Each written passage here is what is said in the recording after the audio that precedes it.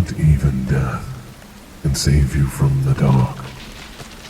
You truly have become trapped within the mists.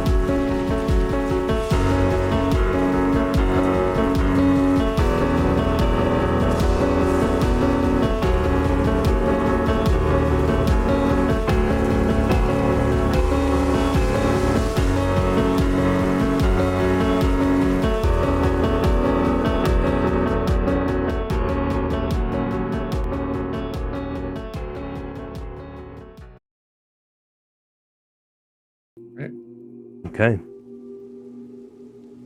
Previously on Within the Mists in Session 1.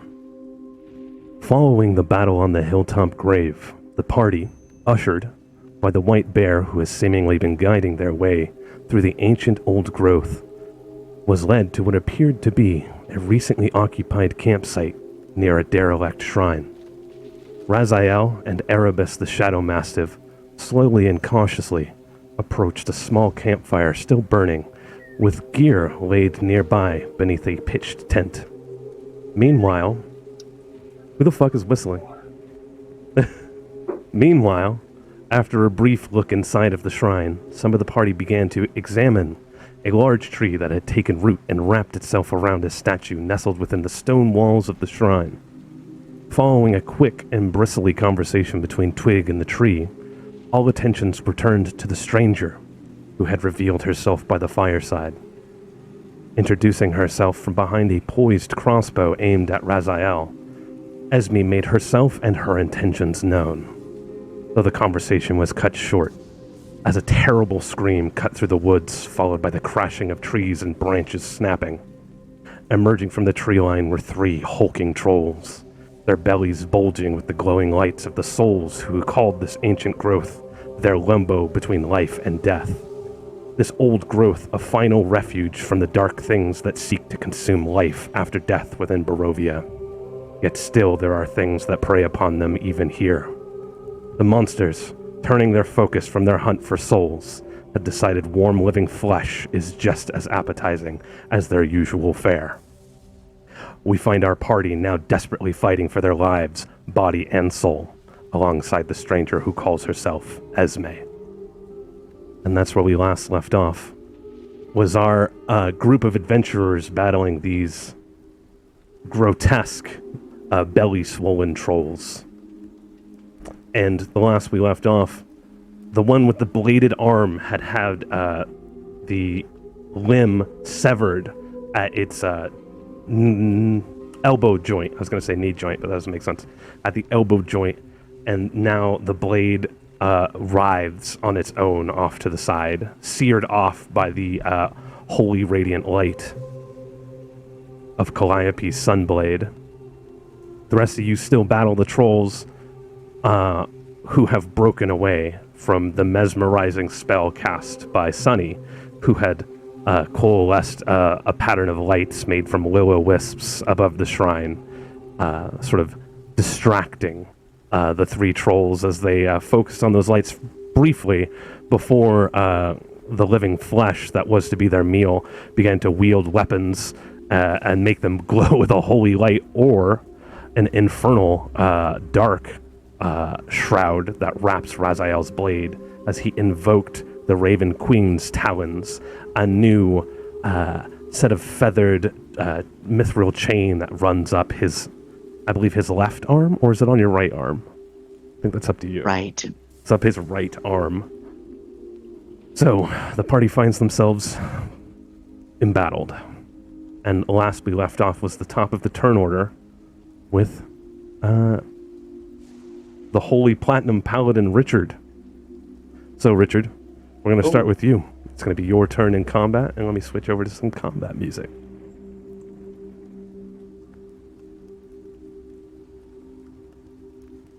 There we go. That's good. Good stuff. Thank you. It's just the actual track you choose. We can choose my my Pirates of the Caribbean on the recorder. No, please, dear God, no. Okay, here we go. Okay.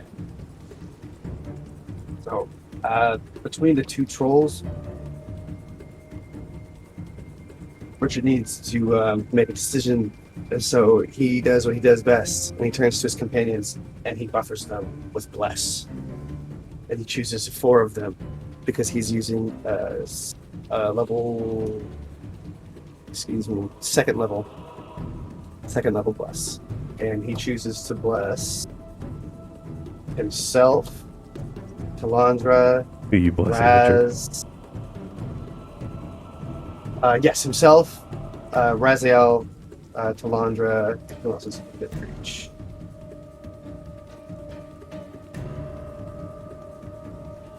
Our new friend, Esme. All right. Let me go ahead and put blessed on you guys. Name? No, not like that. Okay, hold on. Different screen. Hashtag blessed. Hell yeah. Blessed.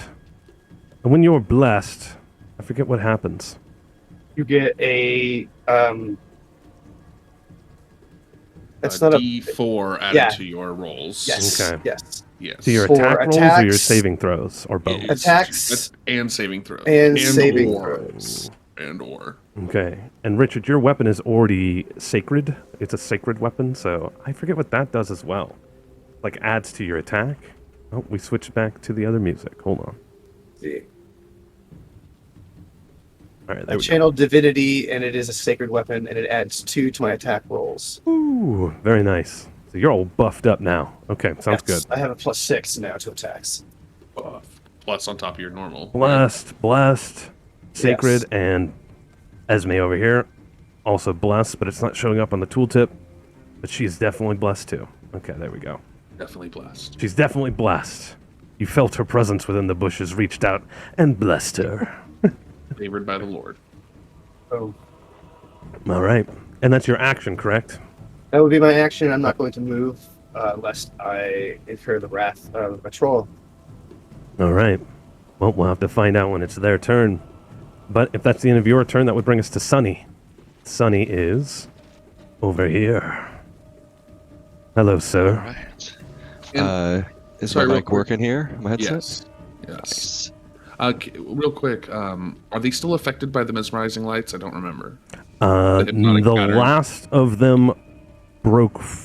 I'm looking. I see no reason why, and I don't remember the third one down here. If you can see me clicking on it. Yeah. Sometimes those circles don't always appear. That one, this one down here, Okay. it is Yeah. still hypnotized. Sorry, I had to Okay. move the recording camera over to show Okay. it. Yeah. Yeah. So these two are not because Correct. we've attacked them. Because you've broken the pattern off Yes. of them. Yeah, with some damage.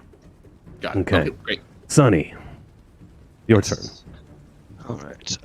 Quick question. Where is my herbal companion at the moment? He was. Hold Is on, he let down me- there at Let me the, grab his like- token because I think this is him right here. Actually, South, right? that Yeah, was yeah, the yeah. token we used. I'm gonna make him a little smaller. And was he shrouding Raziel? Or I'm trying to remember exactly. I remember He he was giving has- someone partial cover at the end of the last session, but I can't recall the detail. He produces a smoke cloud within 10 feet around him. So Wouldn't know, I technically, mean, I know what he does, yeah. but it's just Richard there now. Yep. So it's just But Richard. I just remember for some reason someone was really benefiting from that partial cover. I think that was prior, though. I don't think that's the case anymore. All right. But he Yep. gets his own turn in the turn order, right? Or does he just go after me? He goes after you. Okay, cool. So Sunny's going to, and these rocks over here to my right, are they too tall to see over, or could I like hide behind them and still like pew pew over the top? They would provide partial cover, but you could still pew pew over the top of them. All right, sweet. Sunny's gonna move right over here into this kind of cover of rocks and bushes, Very cool. and he's gonna pew pew over the top. All So right. Sunny scrambles up through the mud, scraping his way over across the rain, and manages to slide his way, presses his back against the rock here, and takes a moment to catch his breath. Looks over the rock and surveys the battlefield, sees the herbal companion down there and his puff of smoke, and a pretty badly wounded troll, or whatever, down below him. So, pulling out my handy-dandy book of spells, I'm realizing that I'm running out of juice, as it were. So I'm going to try to just take this thing down with a good old-fashioned mind sliver. So you see Sunny's eyes focus, and it's as if there's a very thin line where the rain seems to sort of stop and it doesn't hit the ground, just for like 2 seconds, as if something invisible is just blocking the rain in a thin line. And I will cast the spell. Nope. Nice. Intelligence DC 13. Let me give that a I don't have toss to real roll, quick. I don't have to roll to hit on that, right? No, the troll yeah. rolls to resist it. Right, all right. Sure. And- Getting my mind out of Yeah. barbarian and back into wizard. Understandable. The troll does not succeed. So roll your damage, sir. And the Mind think Sliver also gives them a negative of some kind. I think it already rolls it there, right? Yeah, it's like Oh, you did. it says. Yeah, 6 psychic damage. All right. And it also subtracts 1d4 from its next saving throw before the end of my next turn. So if it makes a saving throw during this round of combat, this next round, it subtracts 1d4 from it. And yeah, and then I will,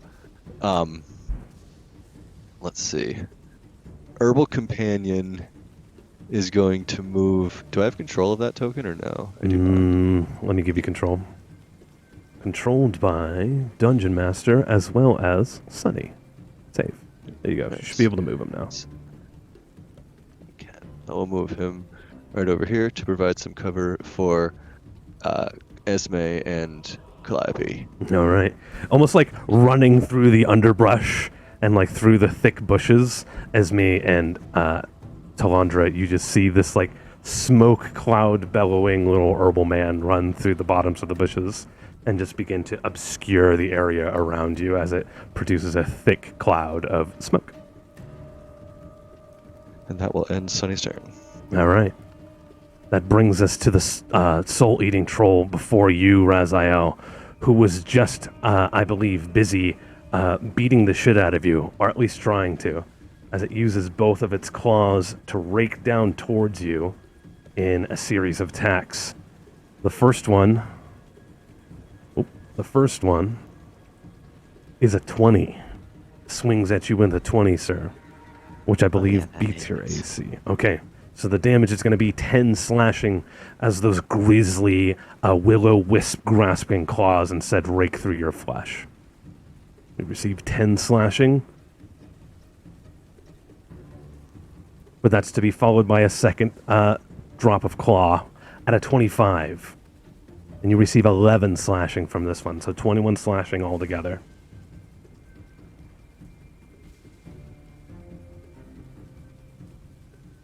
Drop claw.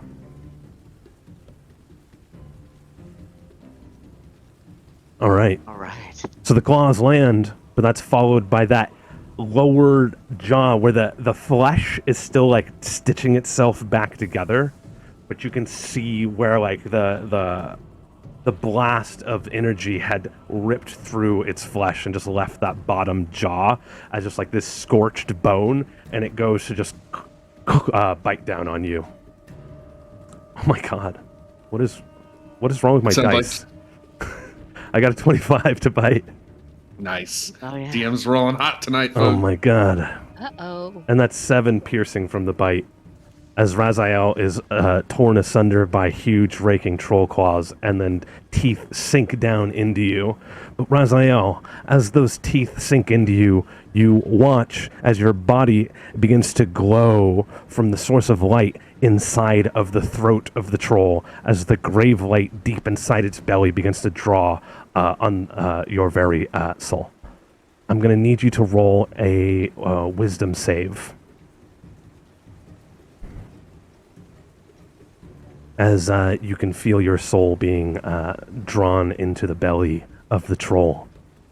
Unfortunately, a 9 is not high enough to make the wisdom save, as you I'm rolling that D4 because I'm blessed. That's a good... Yes, you are. That's a... Unfortunately, a 13 is still not high enough to resist the draw on your soul, as this creature devours you flesh and soul. Body and soul, sir, for 5 necrotic damage. So you have received 21 slashing, 7 piercing, and 5 necrotic. So that's altogether 33 damage. I got it, Ed. Okay, I'm going to go ahead and negative that off your token as well. God So damn. from my calculations, you have 3 HP left, sir. Do your thing, Talandra. Do your thing, Talandra. Okay. That will be the end of that troll's turn. And it brings us to our silent protagonist, Twig. Twig reaches down into the bog next to him and cups a handful of water, and whispering almost encouraging words to it, the bog water freezes over into a filigree ball in his hands, and he casts Ice Knife, and he throws it at the large one with the intention where if it explodes, it will hopefully also damage this wiggling, writhing, snake-like arm with a blade attached at its tip, as it seems to still be alive and writhing on the ground even after being cut off from the main body. So he goes ahead and he chucks that ice knife at the main body of the troll in hopes that it will also explode on the other one. Fuck! I got a 1. So altogether it was a 7. Oh, no. Ice Knife is a dexterity save. That's just the damage. Okay. This is what happens when I play someone else's character. Here we go. And the troll makes the dex save. No, he doesn't. He fails. So he receives 7 ice damage. And it explodes. And I'm going to roll dex for the arm as well. The arm also fails. And it receives a total of... Oh, okay. I see. So it's going to receive a total of 7 damage from the knife explosion. And the troll itself will receive 3 piercing and 11 cold. So that is 14 altogether. Watch the DM play with himself. Sometimes you have to. Sometimes you're left on your own and you just gotta play with yourself. So that is 1 level 1 ice knife used. Okay, and that brings us to the stun troll's turn, who continues to look up at the hypnotic lights dancing over the shrine and the tree that still look like will-o-wisps, as its arms reach up towards them and attempt to grasp one to feed itself, but its fingers pass through the will-o-wisp, or so it seems, as the wisp dances out of its grasp, and it lets out a frustrated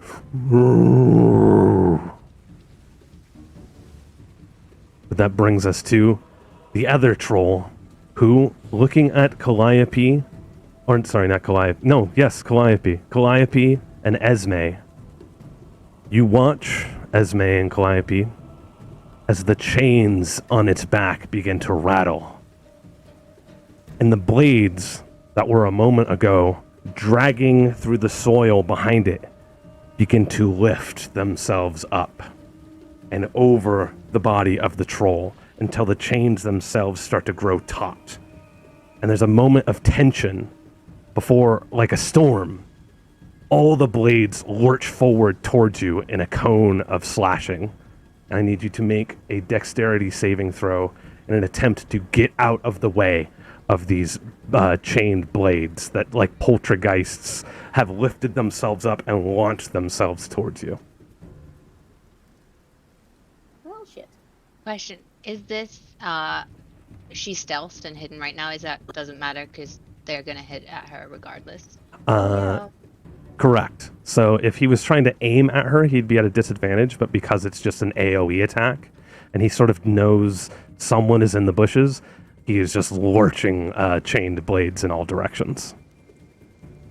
So it's just a dexterity saving throw on your part. I know, just reminding you I was hidden. Fair enough. God. Jesus. Eleanor all over again. Baby Eleanor. Yummy. So 21 is a success. I believe you have evasion at the level you're at. Yes. So on a success, you will take no damage. So you are able to find cover as well as stay hidden as the blades just rip through the trees around you, and branches and huge chunks of wood just splinter and fly as like a storm of huge, heavy, almost just like these big flat blades, like big butcher's knives, just fly through the trees and seem to just cleave everything around you. Calliope, that's kind of what it looks like. He's a big weed whacker. A 5, unfortunately, is not going to save you from the storm of blades, as you receive 18 slashing damage. Oof. I'm here to party. And the chains, all going taut after the blades land and dig themselves into everything, begin to unroot themselves and coil back up behind him like a Medusa's head full of snakes, but everything is just like controlled by the by what looks to be like dancing lights, like will-o-wisps the creature has eaten, are now manifesting themselves into the blades and are under the control of this troll, as the strange grave lights seem to glow from the chains and the blades themselves as they begin to drag themselves back. And the chains seem to be under their own sort of agency, as the troll itself, sans one arm, now reaches down towards Calliope in an attempt to finish the job its blades started, as it attempts to claw her. Oh my god. I got a crit, so we're gonna go ahead and yeah, it's not looking too good, Calliope. That's 12. Sorry. That's 22 damage on top of the 18 slashing. So 22 more slashing damage. Oh, the species is gonna go down. Okay. And then it follows up with a bite for 23. And you receive 5 piercing damage, as it seems the mouth on this creature is the least lethal thing on its body, as it is just covered in chains and blades. Even its arm was a fucking blade before you cleaved it off. I'm sorry, how much for the bite? 5 piercing from the bite. Jesus Christ. Yeah. Thank you. Yes, of course. So altogether, I believe it was 45 damage, 18 from the chained blades, 22 from the claw, and 5 from the bite. So 45 damage altogether. Calliope doesn't have a health bar, does she? She does for me. Oh, okay. Maybe it's underneath the token of the creature. Maybe I need for to me. set it to show. There we go. There Yeah, we there we go. go. Now I see it. Sorry, new dungeon master, still working on things. Okay, there we go. Beautiful. You receive 45 damage altogether. 40 of it is slashing, 5 of it is piercing. I am down to 20 health points. It's true. And unfortunately, though he attempted to freeze it in place, the writhing blade arm, like a weird whip cracking through the air, twitches hard on the ground and lurches blade point first towards you, like a spear trying to thrust itself into your back. It flies towards you and attempts to strike you. Calliope. Jesus. Crit. That's another crit. She's That's already another crit. dead. It rolled an 11. Oh, thank God. Damn. Why do you You bitch. No. 19. I smacked that thing away like a Okay. little creature it is. While it looks like a little hand, that's just my icon I have, it's a big fucking like python blade that's just like writhing on the ground. It's that big black blade in the picture.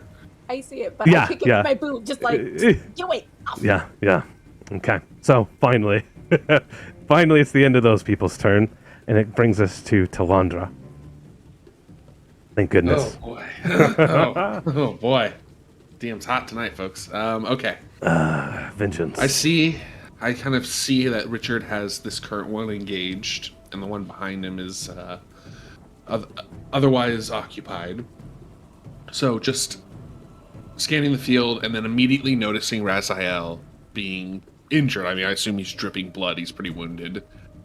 I can't lose another friend. I can't do it. So I just, with purpose, kind of straighten myself up as tall as my dwarven body can be, and I just kind of walk towards Raziel. And as I do, the troll creature kind of, looking at me, I just raise one hand up defiantly at it and have my spiritual weapon come kind of sailing in from behind it and smacking it on the back of the dome. The classic 1-2 vice grip smash. Hell yeah. And so I'm gonna roll that. Okay. So 14 to hit. 14 to hit. That does not meet, unfortunately. It's just shy. And then as it kind of comes sailing down behind me and noticing the miss, I get kind of frustrated.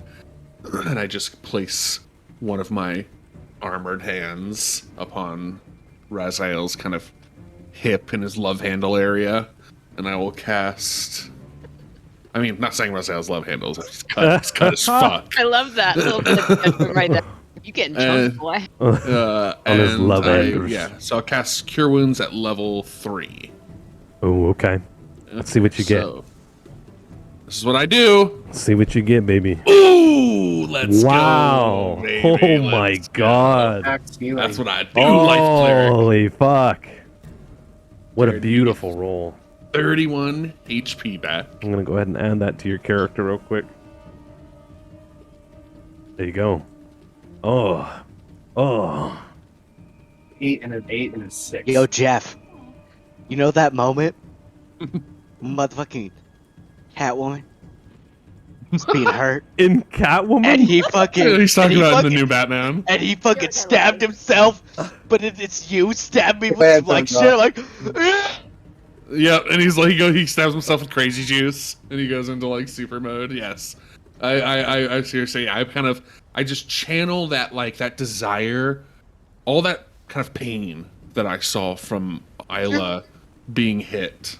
I just kind of channel that into Raziel, and you kind of feel this surge of warmth and holy light in you.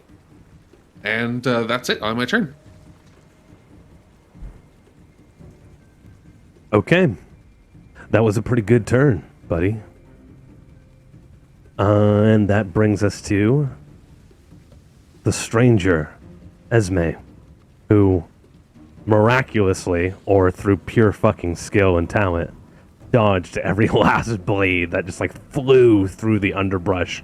And what was a very full and bushy tree is now looking fairly shabby, as she and basically the trunk of the tree she was hiding behind is all that remains as the chained blades withdraw themselves from the underbrush.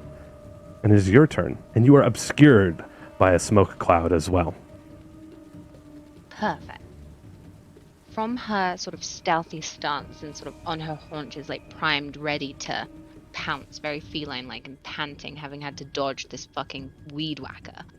She sort of looks in either direction, the sort of stranger of strategy, and sort of her mouth and jaw falls open, seeing Raz fallen almost and then brought right back to his feet. Wow.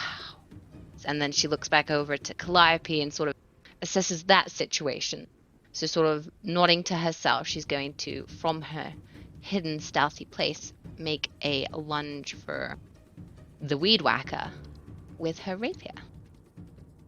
Weed whacker's looking pretty beat up. Maybe you can put it into the weed whacker. 27. A 27 definitely hits.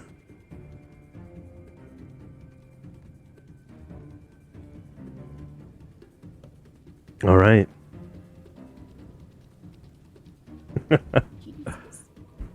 Where do you aim the point of your rapier to finish this huge hulking beast? go for the chest. I want her to sort of pierce him right in the chest. Just as he tried to pierce her and her new companions. I'm not Hyler anymore. You're not. That puncture wound inside of its chest seems to have struck something inside of it. Perhaps the bread basket, if you will, of where it was storing all those souls inside. But that energy was almost recoalescing after being spent and sent through the chains like a shock. It was now building itself back up in its chest. And you must have punctured right through some membrane, because whatever you hit burst forward, and there's a radiant light as whatever will-o-wisps this creature had swallowed and consumed now spill out in like this swarm of bees, as if you'd kicked open a bee's nest. And the creature begins to just burn and shrivel and unravel from the wound you opened in its chest. And it falls backwards with its rib cage just distended out. And that writhing blade that was wiggling and whipping like some sort of strange viper creature comes to a still, and the blade just clinks against the rocks a few more times in like a death twitch, and then falls still. And whenever regeneration was wrapping the bones, it just stops. Sorry, go ahead. Noticing Esme's clean kill, Talandra makes note of the methodology, kind of like her fighting style and her tactic, trying to kind of just take in her intention when she fights. Is she malicious? Is she calculated? Is she cold? You know, all that kind of stuff. Back on her sort of feline haunches, she will sort of come up to Calliope. Is Calliope like staggered over or sort of still standing to attention almost? I have a wide stance, but as you can see, blood is pouring through my armor into the dirt. It is soaking the soil. And I have a shell-shocked kind of like look upon my face as I stare upon this corpse, which was my opponent. With that, Esme will just kind of give her like, I know you're going to be okay, grin, and will disappear back into the bushes. The fuck? And she's... I'm sorry, that's Calliope's natural reaction. What? The fuck? Funny. Do you want me to roll for stealth? If you are trying to hide yourself again, absolutely. Go ahead and roll for stealth with an advantage. Yeah, this is an Eleanor in that regard. As you use the smoke to mask your disappearance back into the bushes, you get an advantage and a 17. Okay. So a 17 stealth. Go ahead and see if the trolls see you. That would be a perception check. Okay. Since one of them is stunned, he's not going to be able to, and then the other one, you'll have to find out. But you're very sneaky. Okay, that brings us to Calliope's turn. Let me see if I can move that turn order forward. Yep, okay. There we go. Calliope, your turn. The troll before you burst open. Its rib cage is all smoldery and cindery. The chains have just fallen limp, and that snake-like arm just came to a still. And this little woman just smiled, grinned, and winked, and whoosh, off she was into the trees. I still heard some action going on past the little church, and so I went to lay on hands for 20 points and try to take my bonus action to see if I can peer through these bushes, if I could tread. My movement speed is 30, and take a swing at it. How dense is this forest? It's very dense. It's like hard to see through, so it is difficult terrain. So you're gonna move at half speed through the bushes. I probably should have said this to Esme, but she didn't move too far, so it didn't really affect too much. But it would be like 40 feet. Well, no. Let me see. 5, and then I would say 15, 25, 30. Because the 2 squares through the thick of it is going to be the difficult terrain, but once you are actually in, like, if just going here is going to be normal movement. So if you just move through these 4 squares, not to be over tactical, you'll be able to reach it. Okay. Any different movement, and they would be too short. Thank you, DM. So as I am running, just helter-skelter through this forest, I'm gripping my armor and healing myself for 20, and then you see me burst out of this thicket, and I want to try to use my sunblade as just a normal action, and is lay on hands a bonus action? Or is it an action? It is an action. You're Okay, right. But I do have a bonus action. So should I bonus action lay on hand? If you have something that's a bonus action, you can do it, but you can't. You have 2 attacks. Yeah, you have 2 attacks and your bonus action. Well, so if she's used her action on lay on hands, she doesn't have 2 attacks. Yeah. No, I know that's your it's 2 attacks. It's your 1 action. Yes. So I think you're good unless you have something that is a bonus action. Well then, no. I'm just gonna cleave this thing in 2 then. Okay. You use okay. Yeah, you use your action for the healing, so I think you're out of stuff you can do on this turn. Well, no. Instead of healing, then. My bad. Yeah. Let's reverse that then. Sorry. I understand. No, I understand now. I was calculating for the forest, but I see what you were trying to do there, and it makes sense in my head because you're like, oh, I'll use my action to heal along the way, and now that I'm here, but it was an action to do that. But you're not doing that. You're attacking instead. So that makes sense to me. By all means, roll your attacks. And I'm going to use a Thunderous Smite on this because it's fucking cool and it does damage. I'm coming in hot. Yes. Fuck yeah. Ooh. You have to roll your attack first, hun. So roll your regular attack first, and then if you hit, you get the smite. You'll get that. Yeah, and then the strength check is to see if you smash it. Okay, just go to actions. Go to the actions tab, and then you'll see your sunblade, and then you just want to click on the little +9. Sorry. You're all good. Yeah. There you go. Boom. 15 meets it, beats it. So you hit. Nice. Fuck yeah. And then just click that little roll damages icon. Boom. Nice. Okay. Easy So peasy. 15 radiant. It's not undead, so it's just going to be the 15, and then you do the 10 thunder damage. And I think because this thing is a huge size creature, it may not be affected by your thunderous smite. I'm not too sure. Let me check because I think Like the movement aspect of it. The movement aspect of it, not the damage. The damage will still apply. But let me just check.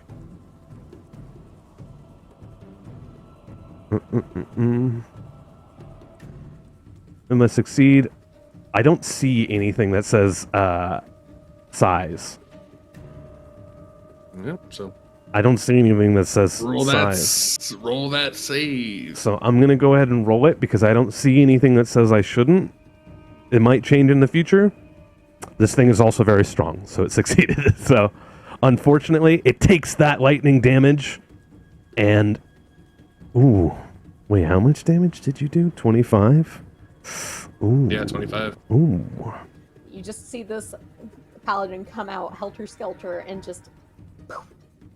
All right. As you emerge from the tree line, your sun blade wrapping itself with thunderous energy, you step onto the fallen tree, take another step forward, and just cleave into this creature.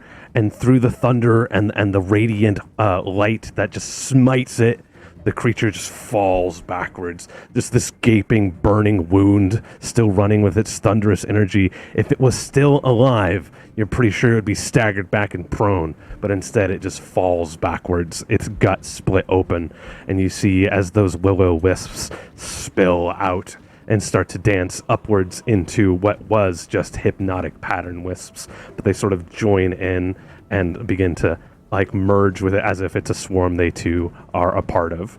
But this creature who you stepped through and emerged, hot as you were, you cut it down and it lies dead before you. Calliope coming through. Well, you just see this shell-shocked paladin burst from the forest. She's not quite sure what is going on. There's still blood streaming from her armor, but She looks back and sees the destruction. All right. Obviously, that ends my turn. All right, you end your turn emerging through the other side of the troll as it comes back to our other paladin, Richard. All right. Lots of work has been done. Work here has So- been done. Just imagine Calliope's just covered in blood, gore, and just viscera right now. Troll blood, yes. Right. And so he turns to the dazed one and gives it a 1-2 with the 2 attacks that he has for action. So All right. here's attack 1, and on that I get a +2 plus D4. Don't think I need it. I don't think so either. It's grown. 24 hits, especially on the creature who is still preoccupied with the will-o'-wisps soaring over its head. Damage. 12 damage. Nice. Well, hit, and then I'm gonna go in for another attack.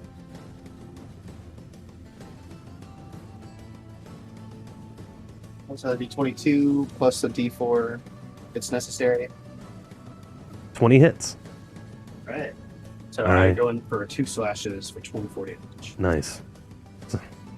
The creature reels back as 2 gashing wounds are delivered to its body, and it finally seems to break its attention away from the will-o'-wisps as it receives your 24 slashing damage.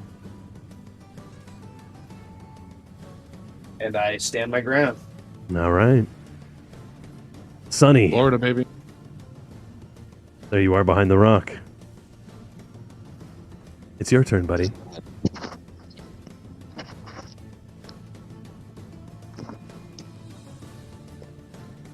Just plug it in my headset. Yeah, no problem. So, taking a look at the situation, Sunny's little elf face pokes back out from behind that rock over there, and there's just the one creature left, right?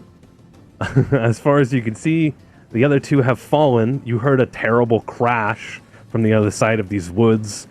First from like those chain blades just ripping through the trees, and then afterwards you potentially saw the woman with the rapier just leap from the bushes after surviving the storm of blades and just puncture a hole through the belly of the beast. And you watched the same thing almost happen as Calliope ran through the bushes and jump struck through the other troll and left it a smoking ruin. So you see the last of the trolls as Richard turned and just like cleaved it twice with his glowing halberd with its edge still like with that platinum sheen on it. And you know that your hypnotic pattern has done its fucking job. Indeed. Sunny is pleased. Sunny is inspired once again by the heroic actions of his companions, and realizing that the tide of battle has turned in their favor, Sunny is going to step out from behind his cover. And Talandra, you feel a gentle hand upon your shoulder, and you also feel or see the smoke of my companion buddy mingling with the smoke of my herbal cigarette, which I had lit from my little cove behind the rock. As usual, I cough and swat your smoke away from my face. And Sunny will confidently, within the cover of his herbal companion smoke, just cast another of my mind slivers at this thing. So I look deep within the mind of this troll, and I find its fear, and perhaps senses a bit of thunder, heavenly thunder, as it pierces down into its brain, just a bit. Right. It fails its intelligence save. Receives that 7 psychic damage. And all you can feel, though there are tinges of other emotions, is just the sense of overwhelming hunger. Just starving This need to feed is overwhelming in this creature's mind. Got to replace that need for feed with the need for speed. Okay. All right. Yes, and I say to Talandra, Raziel, you saved him. Thank you. Once again, I am in awe at your abilities, Talandra. And yeah, I just provide a bit of warmth, a bit of comfort, knowing that Talandra's mental state has been declining and declining. I can't. Yeah, okay, that's fine. I was going to try to also do prestidigitation to create warmth, but that would be another action. So for now, Sunny will end his turn right here. All right. Well, it would be a troll's turn, but that troll, it'd be dead. So it comes back to Twig. Twig is a little far away from the clamor of battle down here. So he sort of makes his way over to the troll and seems to be examining the limb that was like lopped off. And he lifts it up in both hands and sort of looks at it. And he has this look on his face, although probably no one's looking at him. Like he's really grossed out by it, and he just like goes to throw it over by the swamp. And that's his turn. Richard, you have struck this beast from its stupor, and it looks at you with dull, hungry eyes. That same sense of hunger can be read through its gaze that Sunny felt by delving into its mind with that sliver. And its jaw unhinges, and you see that glow of light inside of it, and both its arms shoot out like two piercing spears that go to grab and claw through you. The first for 8, which misses or scrapes against your armor, but the second strikes out for 21. A 21 armor, or damage? No, 21 against your AC. Does that hit? Okay, no, that hits. Okay. So you will receive 12 slashing damage as the claws of the beast rake down and through you. Can I reboot the violent here? I do believe that's something you can do. That's a reaction, right? You haven't spent your reaction this turn, so absolutely. Oh. So I reboot the violent. Hell yeah. Explain to me how that works again. Yeah, no, my mental por favor. It's all good.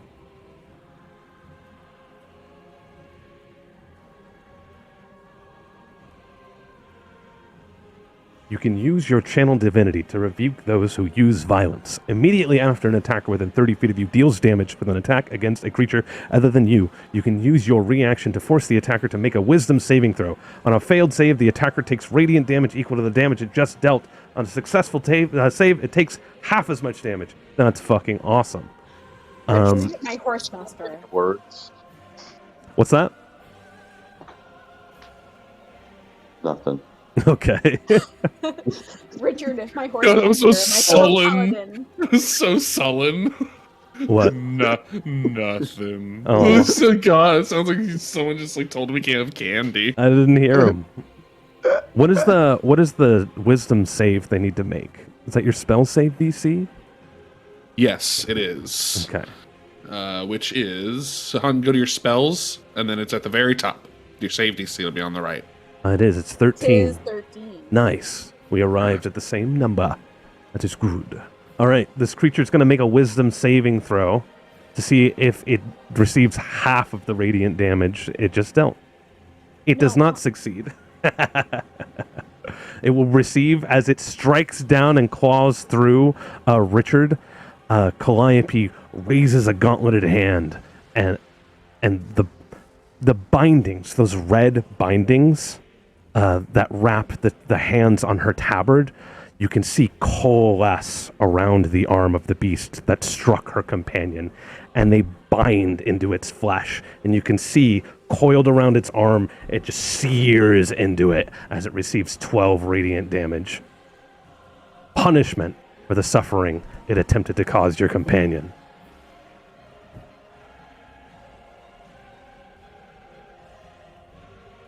However, That is not the end of this creature's turn, as despite the pain and the searing radiant burns that run up its arm along with the red rope, it moves its body forward and goes to just clamp down a bite on Richard's shoulder.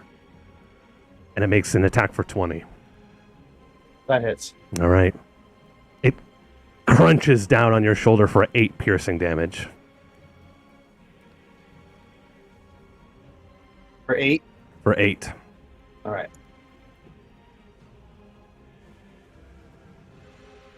All right, and that's going to bring that troll's turn to an end. It's back to Talandra.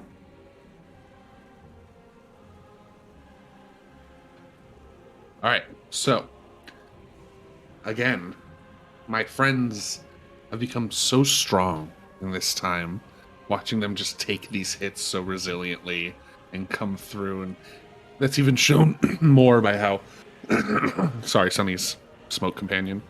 It's shown even more by how Calliope just charged literally through a creature, and emboldened by her companion's unwillingness to let go in the face of adversity, I move forward and I move my way through the troll's corpse, stepping over the bits and standing between my two holy companions. I get down on one knee, and I'm going to cast, once I find it, I'm going to cast Mass Healing Word, which is a 60-foot radius, so everyone within 60 feet of me is going to receive this. So everyone within 60 feet receives 12 healing. Sorry. Nice. Kind of getting down into like a prayer stance, cupping my holy symbol. I say a prayer and then kind of stand back up again. And from like right by my ear, come whipping by as my spiritual weapon.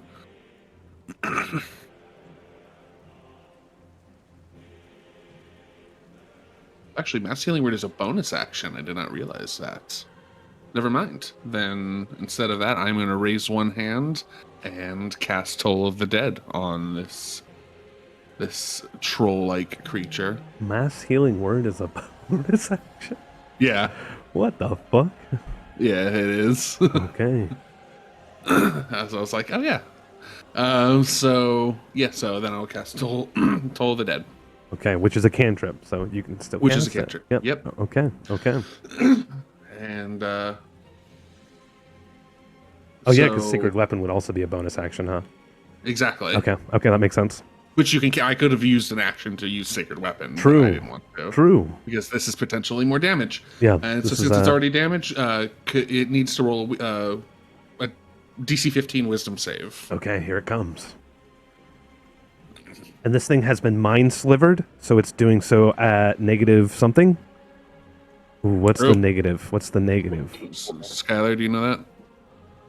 Minus 1d4. Minus 1d4. Fuck. Okay. That's brutal. I'm gonna roll the minus real quick just for fun, but it's already failed. All right, -2. All right, nice. Cool. So, 2d12. So it will take an additional 13 damage as these soft bells begin to chime from almost inside of the wisps themselves. These soft church bells, as if heard in the distance. But then they begin to like coalesce, and all their harmonies begin to sink into like one piercing sound that just drills into this creature. And I kind of reach my hand back as if I've touched like a hot stove, because this is only my second time casting a necromancy spell. So the feeling is still so foreign and unpleasant. So I recoil my hand and kind of rub my fingers together. And I went my turn. The wisps inside its belly, not all of them, but some of them, seemingly pulled from inside of its flesh, bubble and like pop like blisters, and the souls find their way from inside of its flesh, called by the toll for the dead. And the creature receives 13 necrotic damage. It looks as though it's left weakened by the loss of its prey. And with the end of Talandra's turn, that brings us to Esme. Hello. Hannah, you're so gross. I know. Human bubble I'm wrap. not wrong. If only it Just- would protect us beforehand. You don't need to be protected. You just need to be burned. All right, Miss Esme, it's your turn. I'm going to do much the same as I did last time. Walking up to this darling fellow over here, sneaky like, sort of like clinging with her back to the wall. Like every movement she makes is very calculated. Esme knows exactly what she's doing. There's no guesswork. She's a honed killing machine, and these are but mere beasts compared to what she's slain before. So sort of keeping her body straight to the building there. It's her 30 foot. And then a nice little stabby pokey. All right, 24 hits.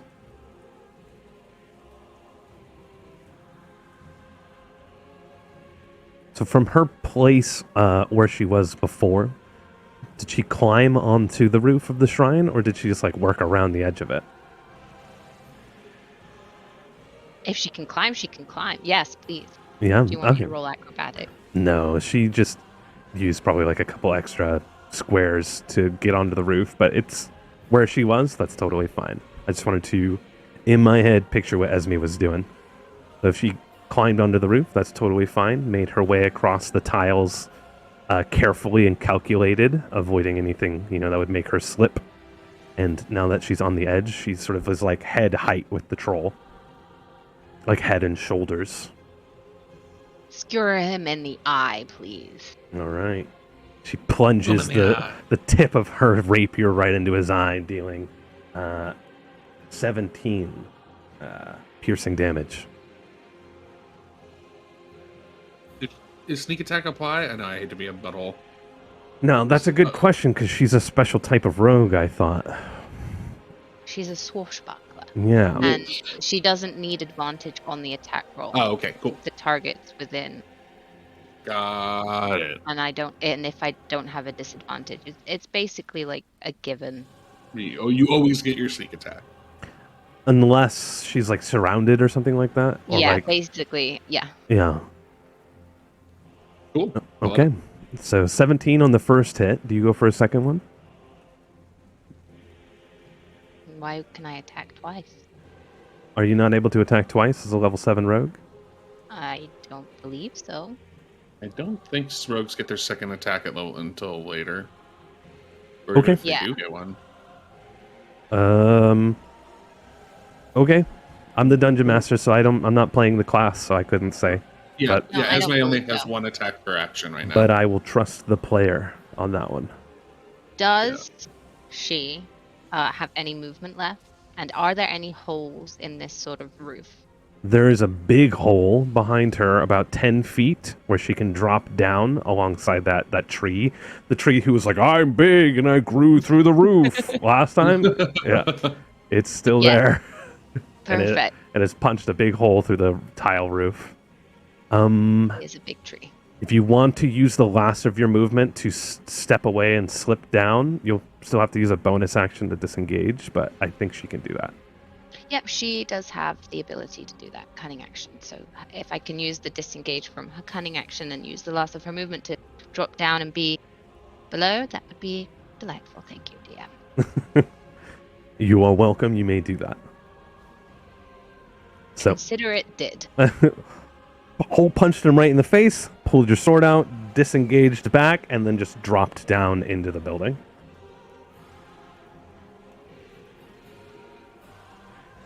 You may move your token whenever you would like, and that brings us to Calliope. Oh shit. The bear mother has like withdrawn a little further with more of the wisps around her. It's like keeping them safe. But it is your turn. Well, you see this bloodied and shell-shocked paladin just look back at the decimation that she did to this monstrosity, and you will see her just cleave at this last remaining monstrosity in hopes that it will end. Let it all end.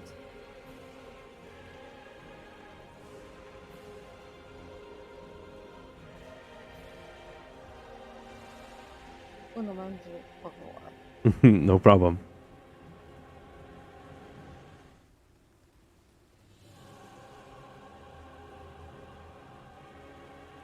Oof, the first one does not hit. Let's try for my bonus action. It's not your bonus action. You just get 2 attacks per action. 15 meets. Meets it, beats it. So the second one definitely hits. I can't believe we haven't made an innuendo. It beats it yet. Like, how we left that alone? All right. I can't believe with our minds. Beats my meets it? Like when you're on. Hold on. Shut the fuck up. It's not your turn. Calliope. I'm talking about beating my meat on my own. Shut the fuck up. All right, Calliope. It is your turn. So the 15 hit. Go ahead and roll damage on that one. So just, yeah, there you go. So 17 total damage. No, 10 total damage. Sorry, the 7 doesn't apply. All right. You have left a brutal mark over its other eye.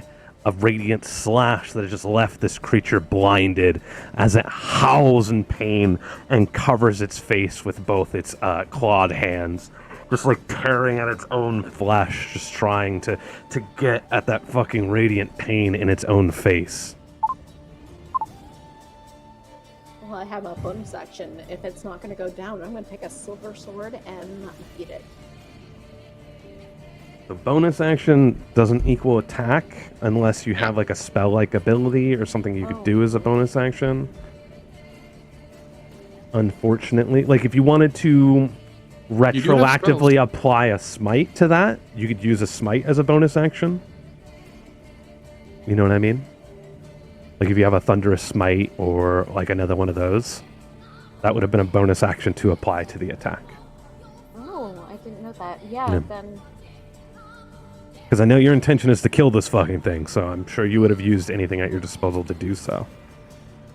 So if you have another smite... I have a thunderous smite. I mean, I have 2 of those, so all right. Thank you. Yeah, by all means, thunderous smite, if you applied it beforehand, it would have activated on the first hit that you hit with, which would have been the 15. So boom, that's another 7 thunder damage. So coalesced around that radiant smite into its face. There's just like a burst of energy as it holds its hands over its own eyes, and you watch as it falls backwards. The skull cavity where its brow was, where you struck across its eye, is just blown open like a tiny pressure bomb was like buried beneath its brow, and it just falls backwards dead. And I'm just so shocked and staring around, looking at my companions, just not knowing what to do at this point. There's no enemy. I mean, what is going on at this point? I am just, like I said, shell-shocked. All right. And that brings us to the end of combat. So we are out of turn order. You no longer have to worry about initiative. Feel free to role play. Kind of taking a deep breath as I watch the last one fall, noticing a new person approaching. I kind of appear from behind Richard's tall, hulking frame. And who is this?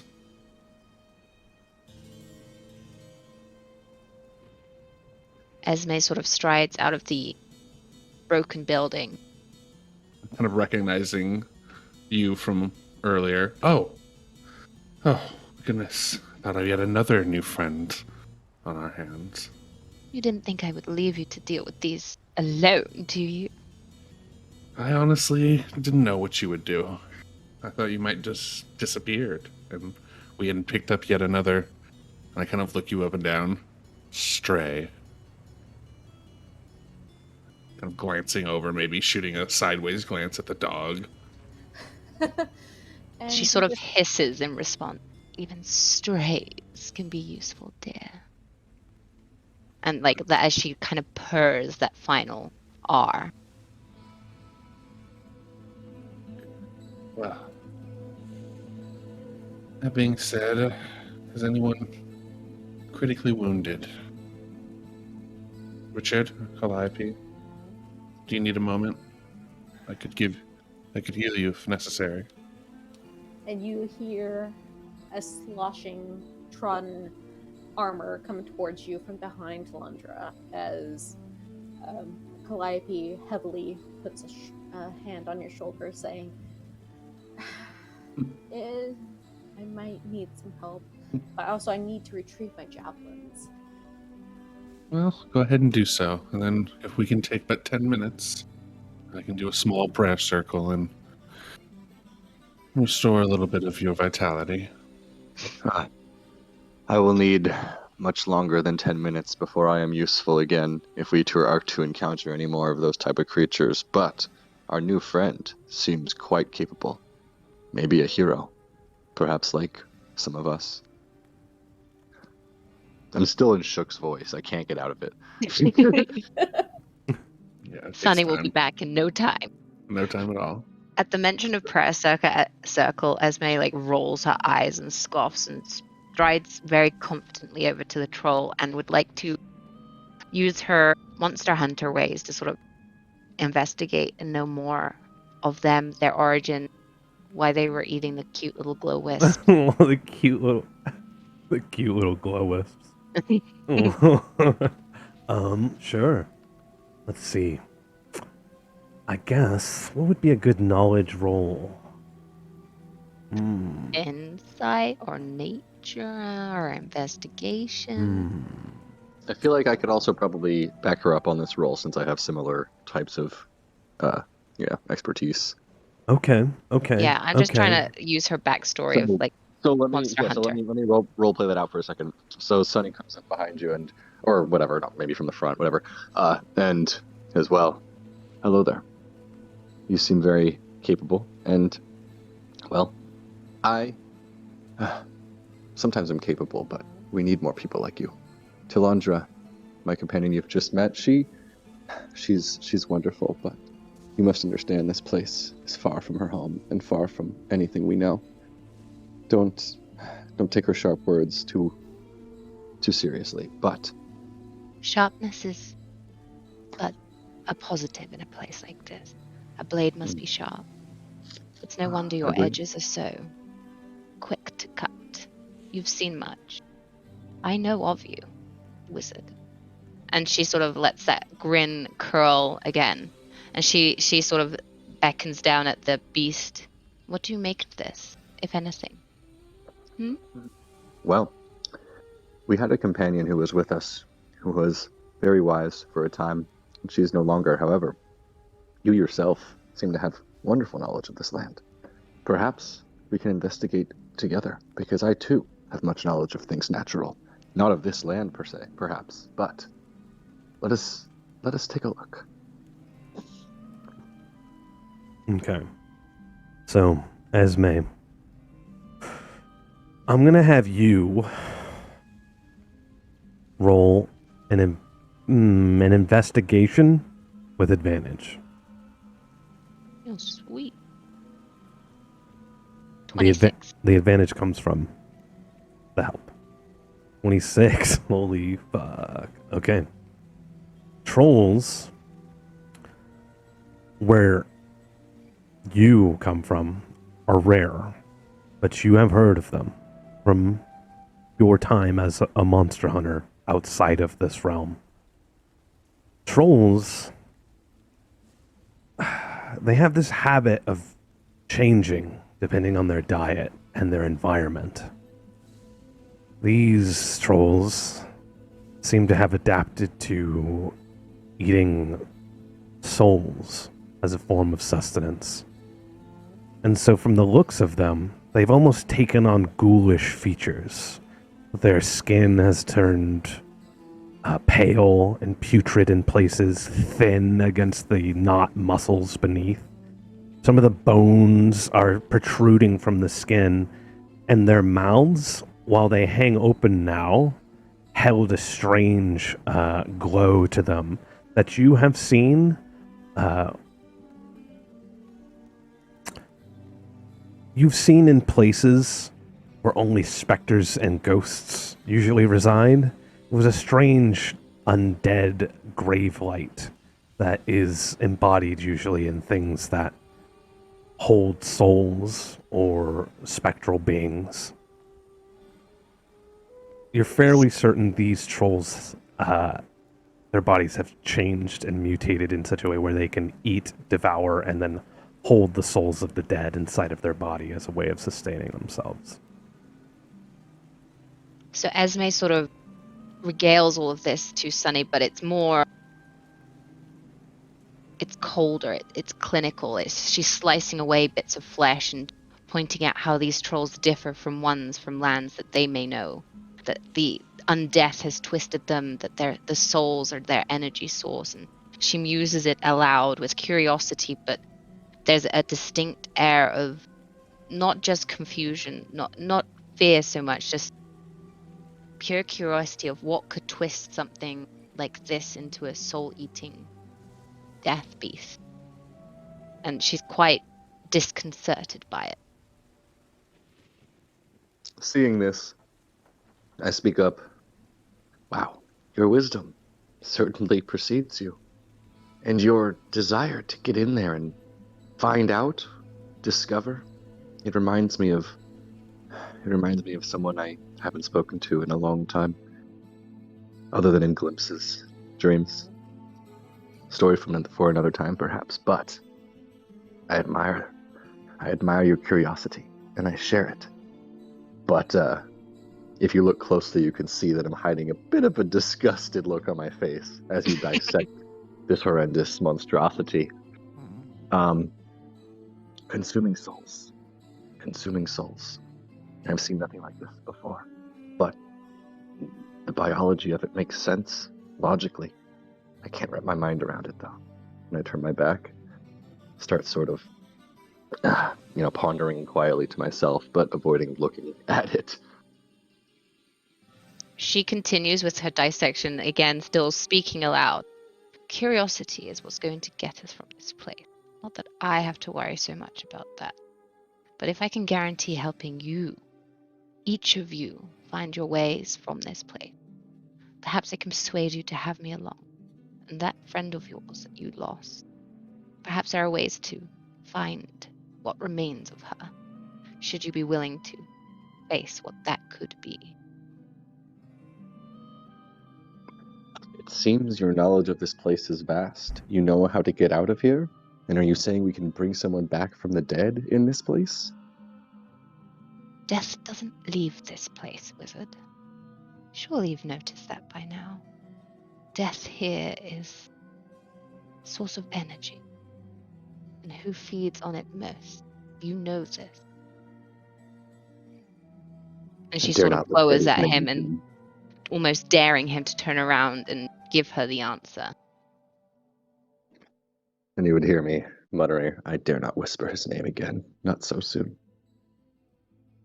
Do not let him keep power over your mind. Face your enemy. That is the only way we are to find our ways from this place. And she sort of hunkers back down to look closer at the troll, really trying to glean as much as she can. From the shadows, a voice arises. Do you think Strahd is the epicenter? If so, all that we have learned is but a trifle of foolishness. There are deeper things at work here. We have seen it. To think he is the epicenter is foolishness.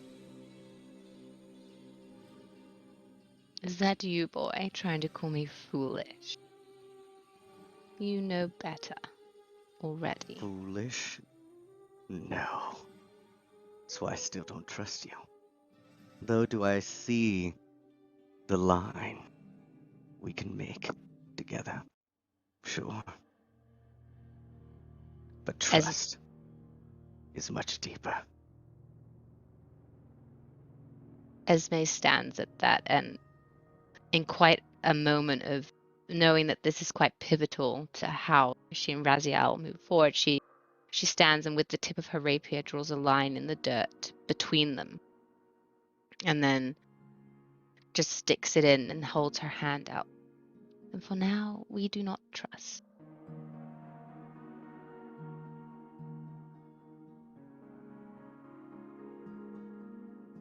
And she kind of holds her hand, wiggling it at him. Now.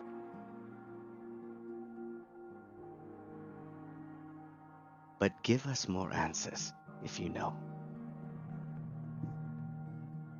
I know We are not. not doing this just to cleanse that beast from this land, but there's something deeper at work. We all feel it. We all see it. Richard, you have places to go. Twig has learned. Calliope feels rage. All are connected. And we can't have a distrust. I would know you, Sai, and speak well upon you. If we trust. And there's a weight of also losing, wanting to have another circle. For it has been broken many times.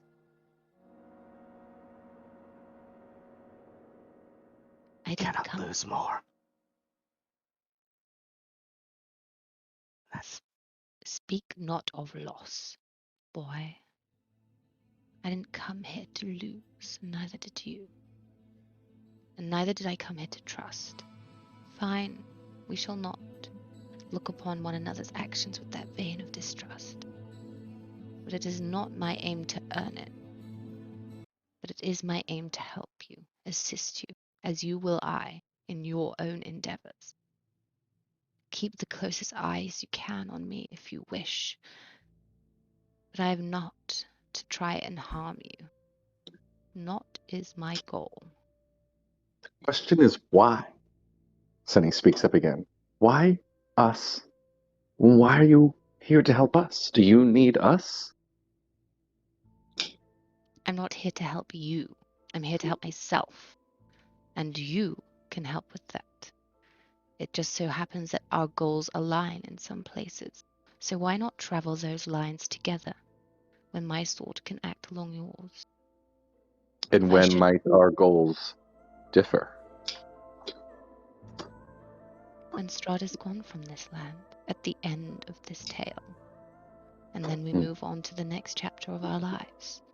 And my help could be your key to escaping this land. You know that you can't leave. You know, be it by foolishness that you claim, that he is the epicenter of this all. He is the pillar that holds this land together, although he has stolen it from powers greater, yet ancient. As you say these words, you see Sunny registering them, but staring distantly up into the sky. And very subtly, I cast Prestidigitation, and what you would see is a stairway of stars slowly descending. Maybe not a full stairway, maybe just only a bit of it is illuminated at a time, but just sort of moves downwards towards the ground. If only there was some sort of way to just climb right out through the sky. Eyes shift back downwards towards you, and the stairway snaps out of existence. I'm afraid you're right. And I look back over towards Delandra, and I look back at Richard for approval. and hope for a reaction. Well, But maybe don't get one, and then go. We shall accept your companionship and maybe grow a friendship, perhaps. Stranger things have happened in this place. And she almost seems to laugh without the sound. It's very clear that she finds amusement in this strange hatted fellow. You tickle me, wizard. Well, There is Sonia, always space for joy. Trying to find joy in this place. It's a hard task. Ask our dwarven companion about that. well, far away, but while Sonia's making group decisions for everyone, Well, Talandra, that's my vote. All right. I turn back to the group and I say, my vote is cast, and I leave it up to the group. You make a little illusionary ballot and throw it in the air. Exactly. It says Sunny 2024. I know Calliope and Talandra have been patiently waiting for Richard, and I've created a small little prayer circle with candles and whatnot for a little healing prayer. But Richard has I been look forward- otherwise caught up in the conversation. And, well, Calliope, not to be very socially inclined, she just drags Richard over to the circle. Just, you need this. Just brutal honesty, just... come Richard over here. gives Asma the index finger pointed up, giving her, I'll be back. And as he kind of joins the circle, well, look at us, the three most devout members. Wow, Richard, kind of like smiling weakly. Do you have anything that you'd like to add? I mean, me and Calliope, we serve the same faith, the same father, but you've always been so cryptic about your prayers and your faith, so if there's anything you'd like to add, I'd welcome it. And you see just like this little circle with like red flowers and pieces of red cord, bandages, that kind of stuff.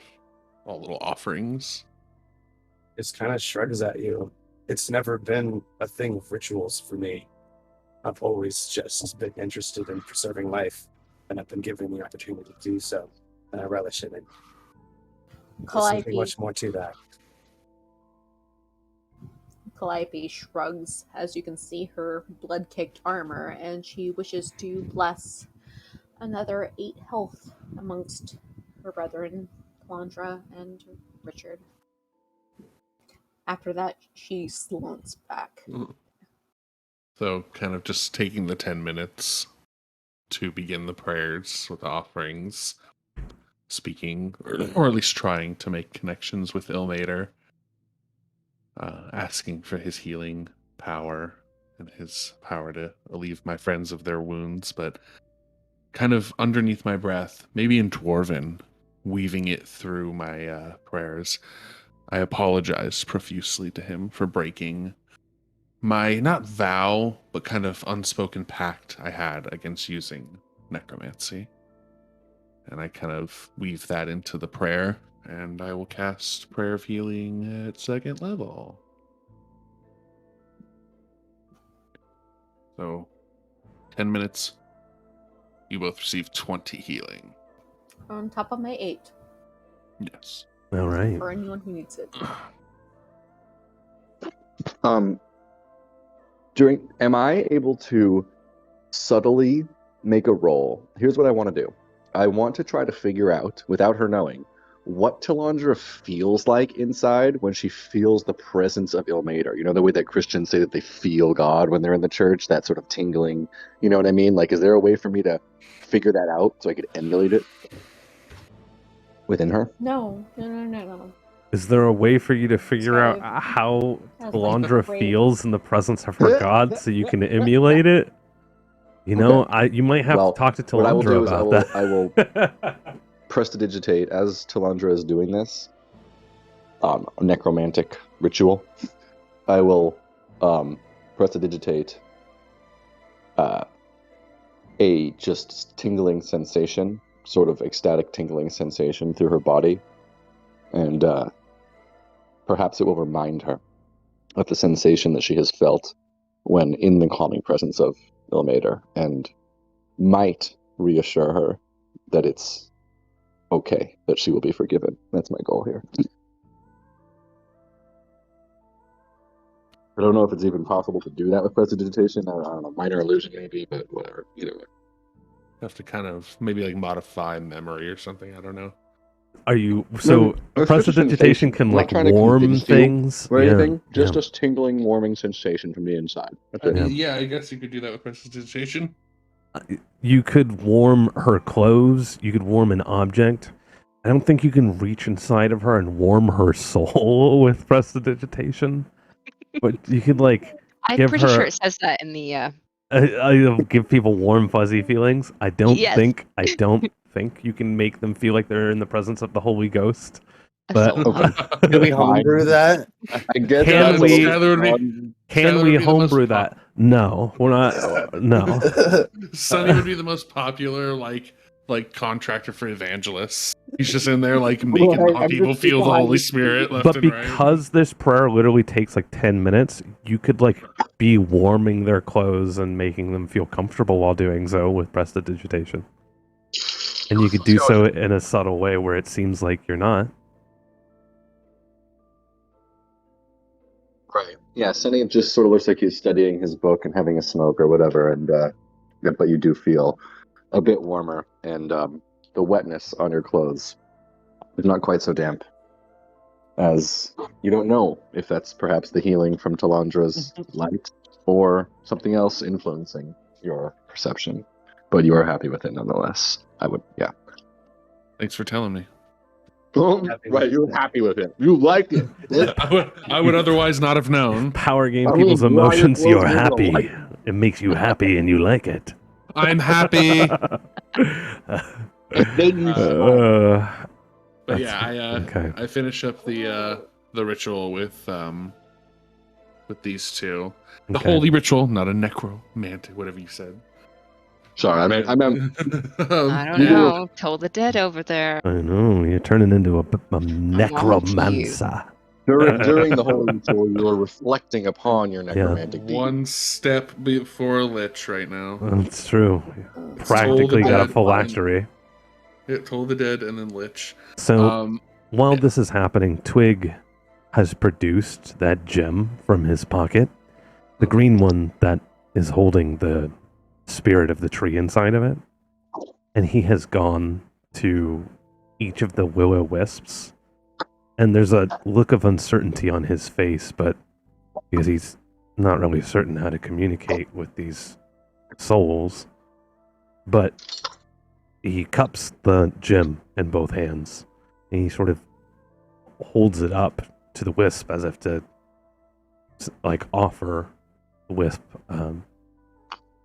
refuge.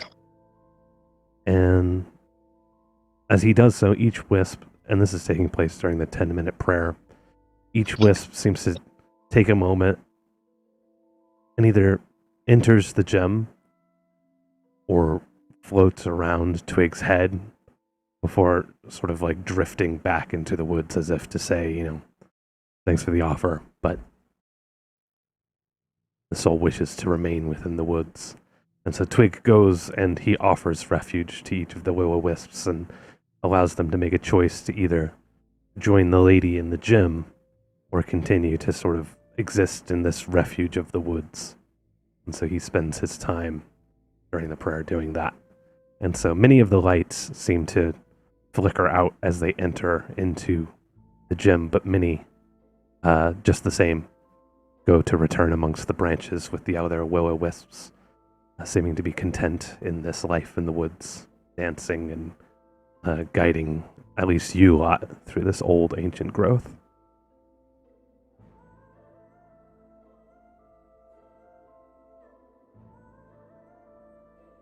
And then, yeah, kind of finishing up my ritual, noticing the diminished lights. Seems to be getting darker, friends. Kind of looking over to Calliope and Richard. And well, you see Calliope strut up to the newcomer and just give her the, I guess, once over. Esme sort of responds with a very sarcastic curtsy, if anyone can imagine that. And who might you be?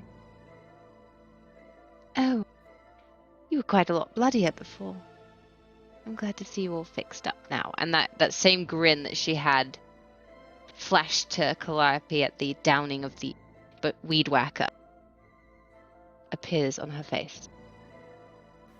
Calliope smooshes off a bit of grime and blood and plant matter from her face and says, well, I see you can keep up, but do you want to join us? I mean, are our paths intertwined here? Like gnarled roots, our paths will be entwined for a time, but not permanently. Our goals are one and the same. That brute in the tower is to be fallen. Do you not agree? Wholeheartedly, as I grab Raziel by the scruff of his neck, as I've done before, and put him on his feet. Ain't that right, Raz? As I kind of shake him out a little bit. Oh, I was already up. You can grab the scruff. Raziel will look back up. Oh, agreed. Agreed. I just want there, like she drew, be a line of understanding. I give both a wink and a nod.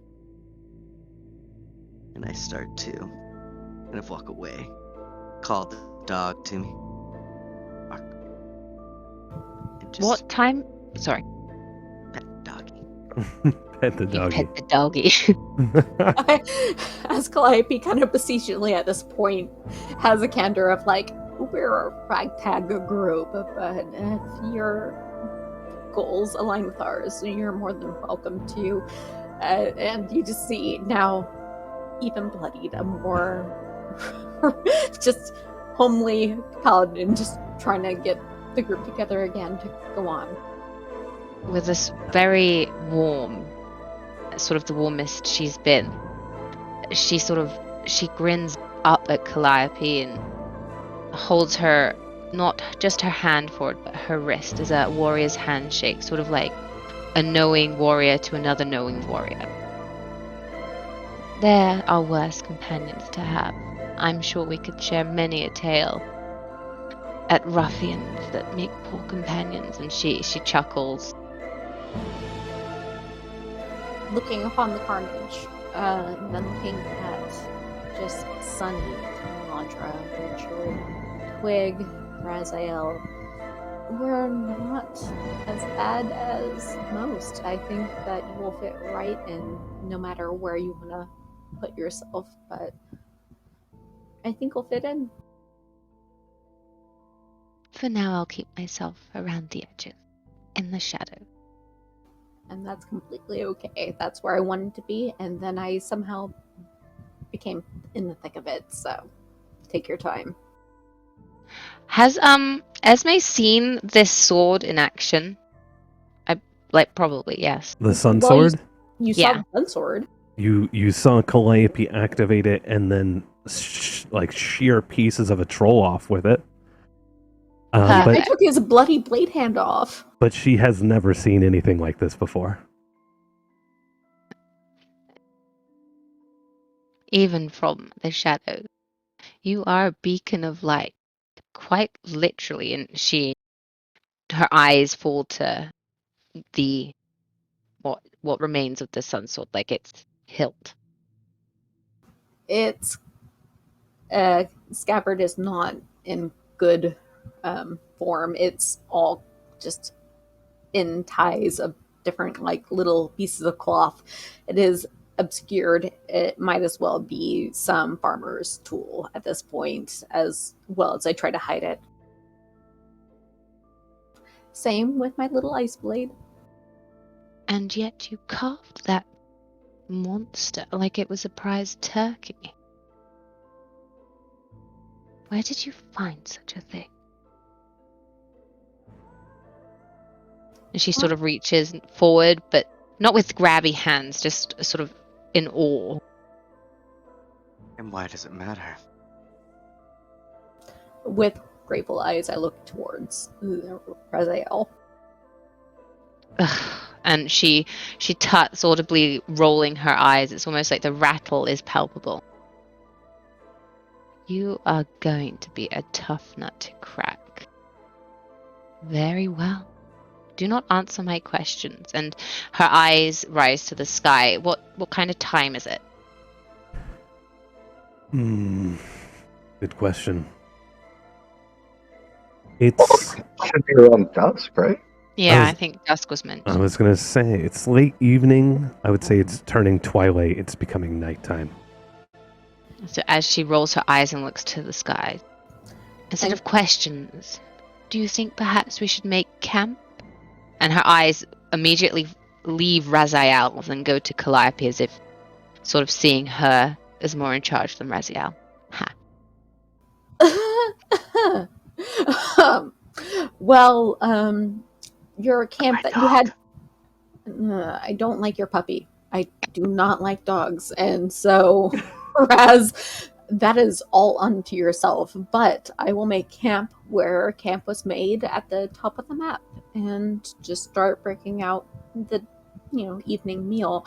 But you keep that thing away from me, that dog. Calliope, no me gusta dogs. Oh yes, he did find my camp already. I was going to invite you along, but I see that some have already invited themselves. And yet, it remains open. And she sort of shoulders him as she walks past him, making her way to the camp, sashaying along the way. Alondra makes her way. Raziel takes it. Raziel, Richard, y'all, come. Way. Sunny, where are you? Where am I physically? I haven't moved my token in a while. I'm the leader of the Twig, Sunny, come over here. If you're going to smoke in the bushes, at least smoke in the bushes near us. I know, I'm just like hovering over this mutilated, dissected zombie corpse. All right. Me and Herbal Companion are coming. Sunny's been pondering there. Pondering their new companion, pondering the knowledge that they just picked up of these seemingly organic creatures who somehow feed on souls, an inorganic or extraplanar thing, trying to make sense of it. And so you see him walk over with a puzzled but inquisitive look on his face. And, well, Calliope will get down to brass tacks and put up tents and put down a meal as y'all figure out how to protect the camp. May I ask the DM what Esmeralda has in her camp here? Like, what's already present? Well, it's mostly just the things that Esme has on her as survival tools. A spit, a campfire. Her hatchet is still in the stump from chopping wood. And then much of her things that she uses to travel are beneath the small pitched fabric just on the rock, and then her bedroll and just a tent for herself to sleep in is left by the fireside. It's very bare bones because it's just stuff she could carry on her back and in a backpack. So it's whatever you have available on your character sheet, really. And that'll do. Calliope, workhorse. I pitch 3 other tents for everybody to go by and lay some wood by and kind of like judge towards Twig. And it's like, feed the fire and settle down for the night. I'll keep watch again. It's possible that we haven't traveled so far since our last camp. It's possible that whoever was watching over our previous campsite might still be following. Let's keep a close eye tonight. We should keep watch in pairs. This forest has a way of... It's almost like a lullaby. So much death here. I have a wagon not too far from here. If we are to travel on, I would like to find it again. Gather some more supplies. Supplies I am willing to share. And at that sort of gesture, she tries to make eye contact with Raziel. Of course you do. Well then, Richard, should we take second watch? Yeah. We could do that. So, first watch is second watch is Richard and Calliope, who takes third watch for the dawn. We will. Alondra. And, Oh. I kind of mock curtsy back to you with like a hand gesture. No, of course, you. This is your camp.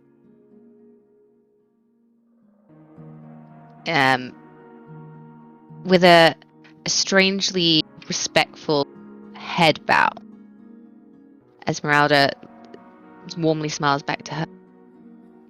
Thank you. I was thinking that you and I might want to take the third watch. It's known to be the hardest. Perhaps I can prove my worth then. And she looks at Raziel.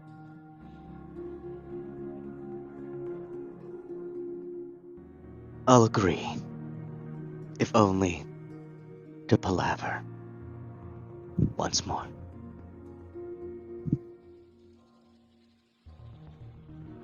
Third watch is out. And at that she just immediately enters her tent and hunkers down, knowing that in only a few hours she'll have to be up again. So, first watch should be Alondra and Sunny. I'm sorry. As I crawl into my tent and wait for you to shake my leg. Someone just kind of sighs heavily. Come then, Sonny. She kind of just like... I kind of just perch my against this fallen tree with my back up against it. And I pick up a small twig and I begin kind of like tracing little symbols and runes into the dirt.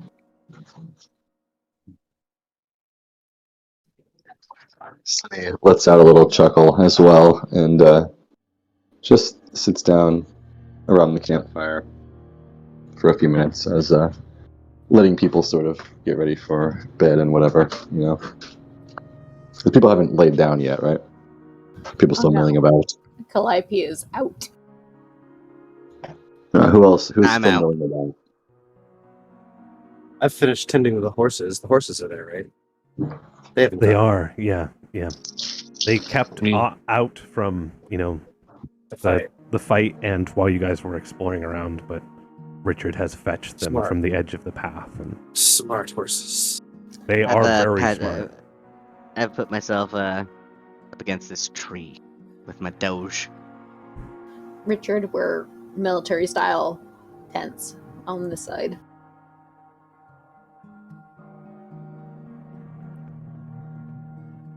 It is now Sunny's and Alondra's turn. Or if Richard wants to do anything. What's that? If you want to do anything, your horses before. Oh, they're I'm fed and passing watered, and now I'm going to bed. Well, I turn to Talandra, and, after some time has passed, we probably sit in silence for a few minutes, and I've had a chance to get settled in. I turn to her and I say, well, what do you think of our new companion? Do you think we can trust her? Bit of a whisper. Are your horses? Looking up from my tracings and tossing the stick to the side. Meet your gaze, Sonny. who can say? I didn't think I could trust any of you at first, and we became fast companions, so I'd be remiss not to give her a shot, but kind of look off towards the mists in the forest and the kind of unseeable future destinations beyond, towards like Vallaki and where Irina is. It's hard to know who to trust in this place now. I kind of repeat myself, thinking about Irina.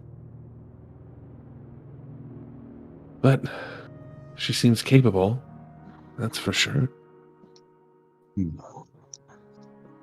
and I come from very different backgrounds, and while we might not see eye to eye on all of our values, I very much trust in your judgment, and I very much value your faith. And I will believe in whatever you say in regards to her, because I do not know. I've turned to others in this group for guidance many times. In fact, it's probably the only reason I'm still alive. Talandra. Yeah, go ahead. You were alive because you are a very capable and somewhat foolish wizard. That is why you're alive. You stumble your way through everything and seemingly come out on the other side unscathed. It's actually quite a miraculous talent you have, Sonny. You can't be too careful, you know? Otherwise it'll catch up to you. Well, Talandra, you know, looking back, taking a second to breathe, you know it's okay. I can see how what you're having to do is bringing you down, and, well, I've gone much deeper than that before. But I can tell you that it's okay. Kind of puzzlingly sussing out what you mean,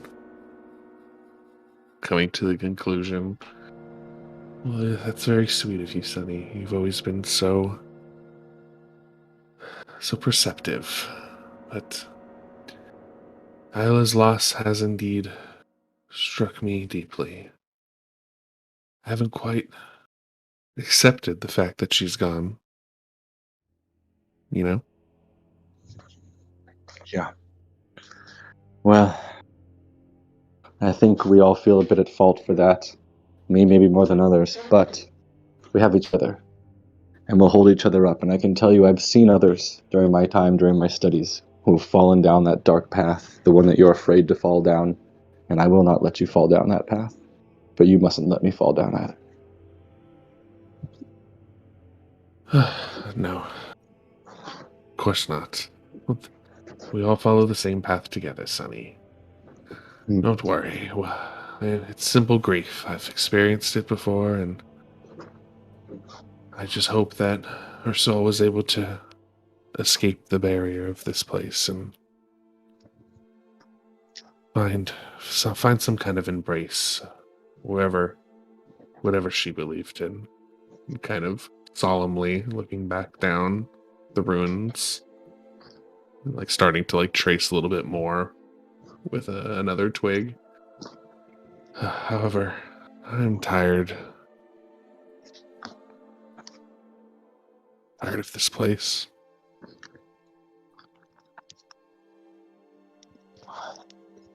Me too. We need you to push through, though. Hold on to your mind just a bit longer. I think there's a light on the other side. And maybe it's your light, Talandra.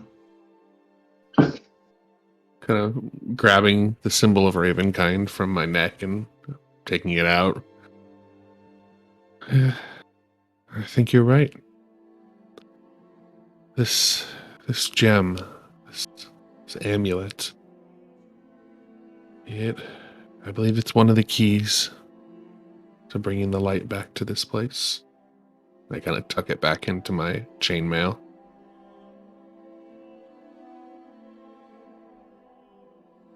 Well, let's get some rest.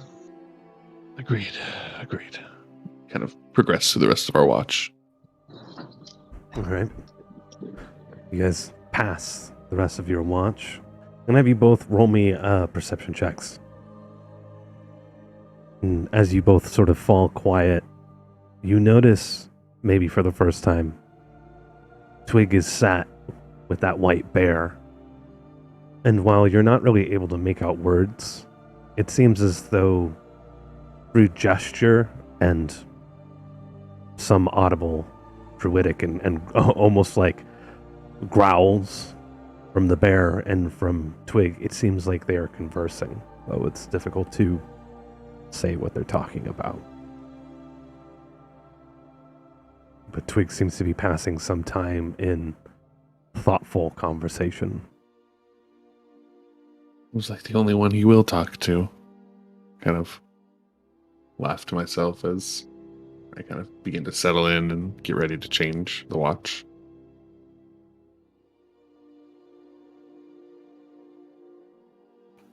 Let me see your perception checks. Hold on.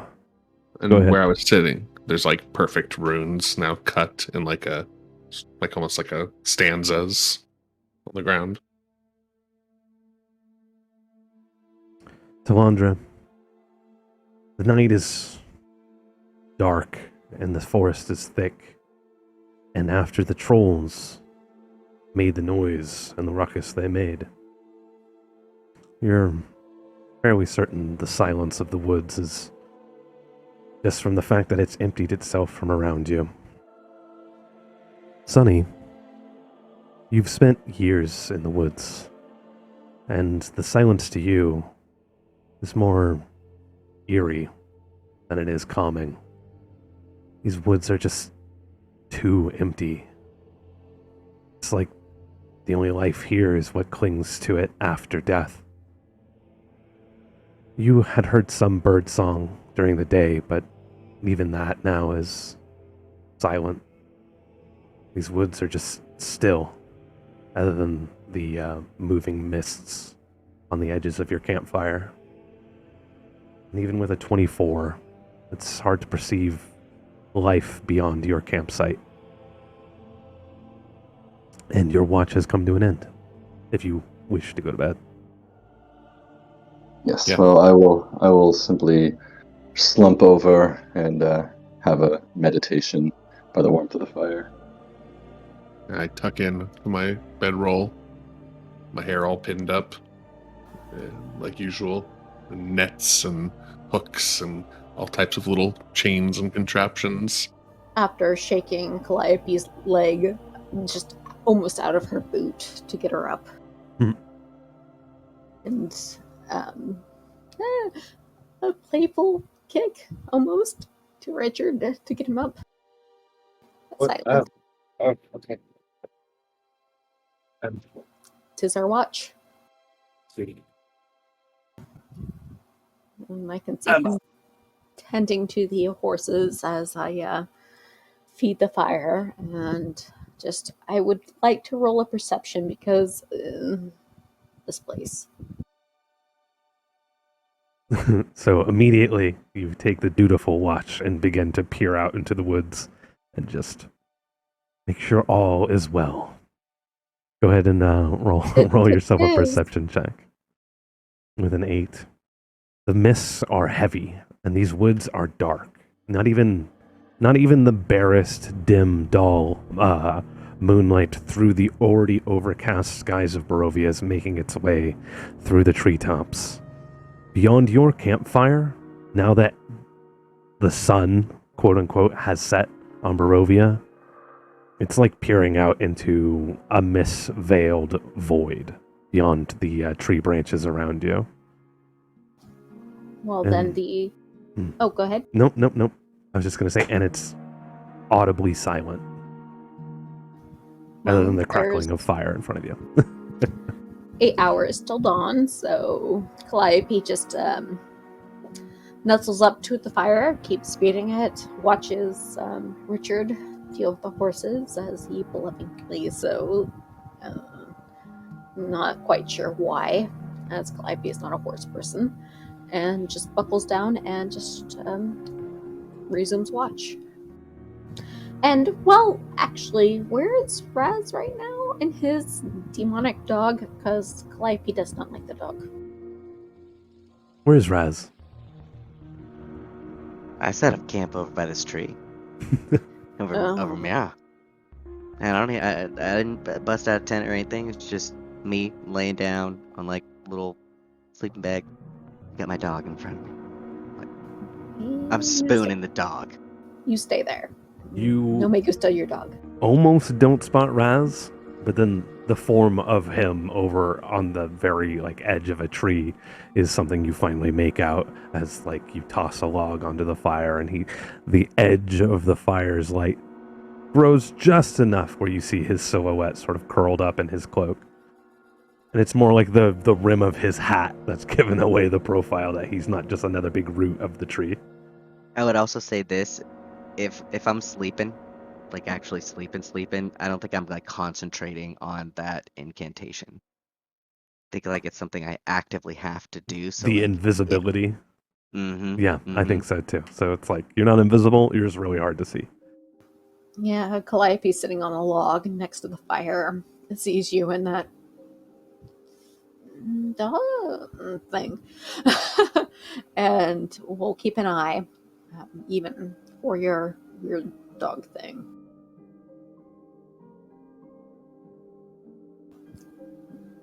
Richard, The dog after thing is chilling. it's a thing.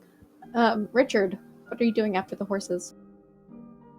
Peering off into the mist, looking for bad guys, looking for baddies. Roll me a perception check.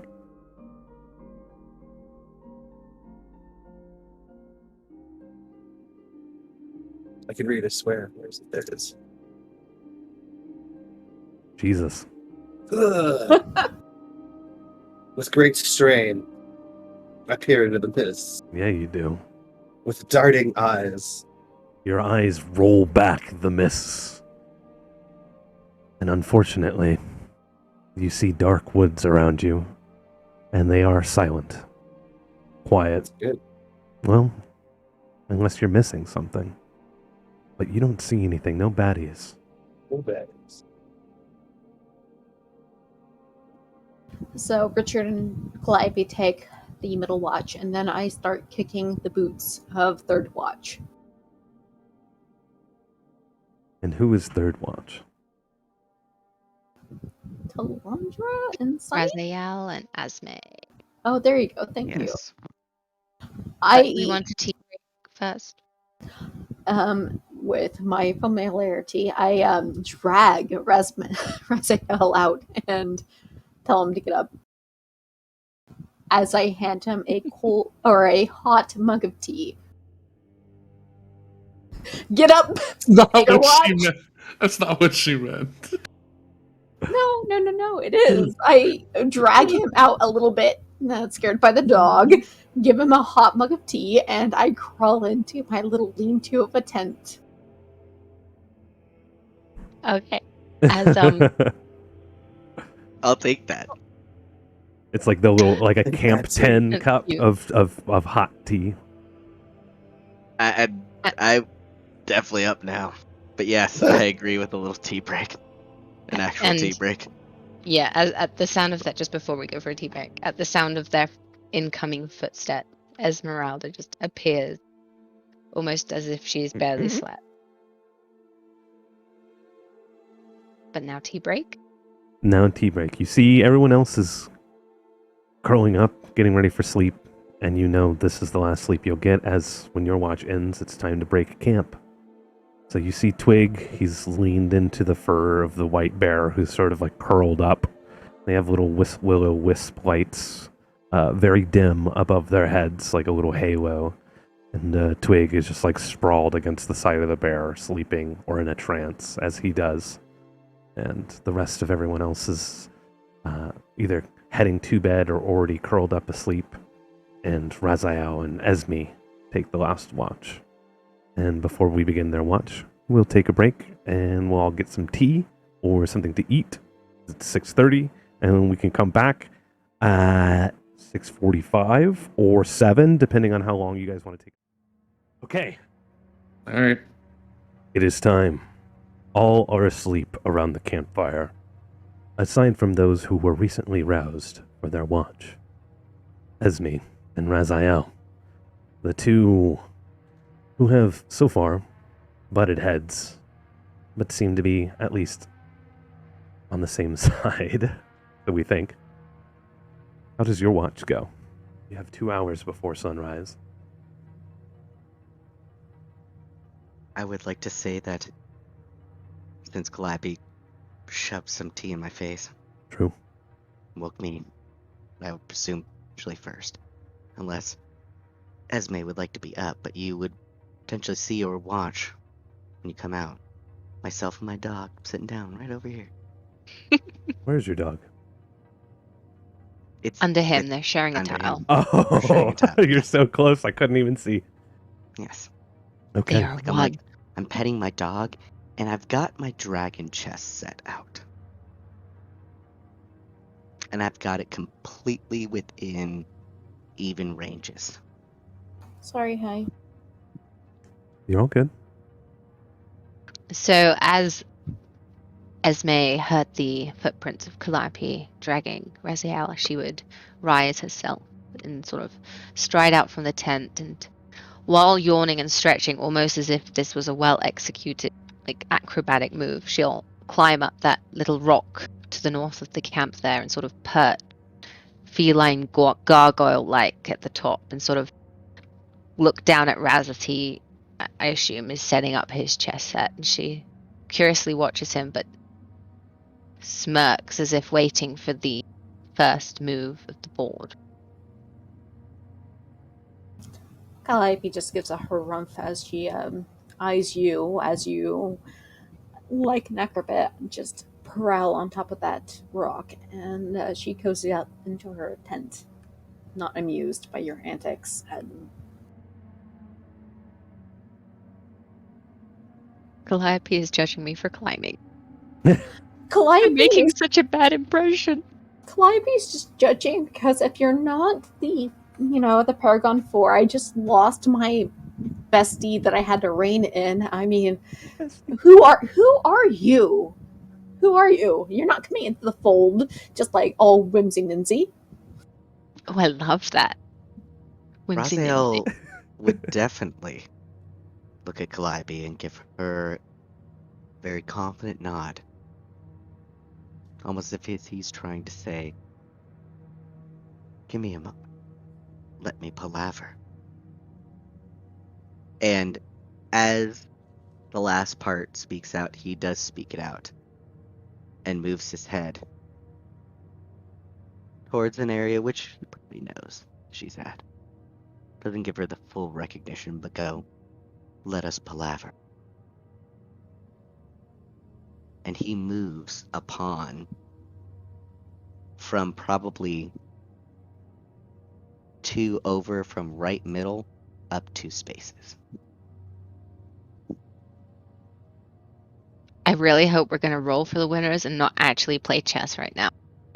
Oh, well, can I roll a perception? Because if you're doing chess, Calliope has a thing for games like my Dragon Ante and my Dragon Chess. If Calliope Raziel does not would, get sleep right now, again, she will not get give a full her rest. clear body language that he's, I wouldn't say got this situation, but give him a chance. Take a rest. You've earned it. Let me ask questions. But he assures with his body language that he's not going to go cuckoo for Cocoa Puffs. And I'm sorry, as I drug your boot out and I saw you scrambling on top of that log, I saw the chess set being drug out. You did. Calliope has an itch. However, So I'll let you play, but I might be oops, sitting I was muted. I was like, why aren't they listening to me? Calliope, you do notice the chessboard. I just want to preface anything with, if you do not get this next bit of rest, you won't be able to have a long rest, technically. You will only gain the benefits of a short rest. I know, but... Okay. I just wanted to make that known. But otherwise, Itch. by all means, do Girl your has got thing. to scratch her itch. By all means, I just wanted to preface that with you recognize that you'll probably be a little tired and come morning, but That's great. I drag him out by the boot and see her starting to put that board on that rock. And, well, I know her goal is Raziel, but you see me there. I'm scooting up and just, I'm there watching. I'm not invited, so I'll just watch. Sort of Wait. ignoring Calliope's presence, very much aware that Calliope is hunkered down for whatever reason that Esme has not worked out yet. She pats at the stone next to her, and almost like this is her first move. It is much easier to see the lay of the land from up here. Will you not move the ball and join me? And she cocks her head and raises her eyebrow, and it's quite clear that she is making a point. Much safer up here, do you not think?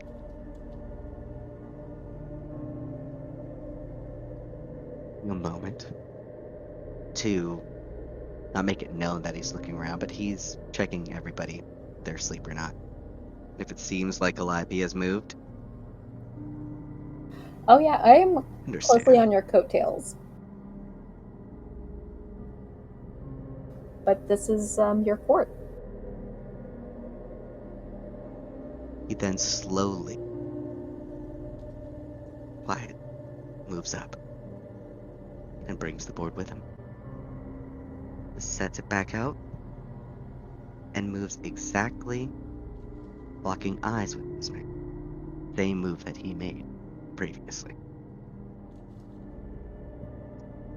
I love that Calliope's token just zoomed right over, like, I'm coming right up there, two bitches, like, Erebus you can't get away from me. waits Calliope has at a the penchant bottom for board games. because he can't make his way up there. He's too big. Wait, Calliope now has to shindig with this. The dog looks up at Calliope. Starts want licking her. Oh, It's going up. Calliope edges closer to the log and tries to meet up as far as she can away from dog. At the bottom of the trunk, looking up at you with. It's hard to call them puppy dog eyes because its eyes are more like a shark's eyes. Yes. Really sell it to her. But it's like being stared at by like a sad great white shark. Like its toothy maw is like, but it's like a sad. He loves you. Calliope, like, Look at his face. gets the, like, left jowl and kind of, like, pets it, caresses it a little bit as she's escalating to the higher portion of the log. Good puppy. Good puppy. Nice dog. Dog.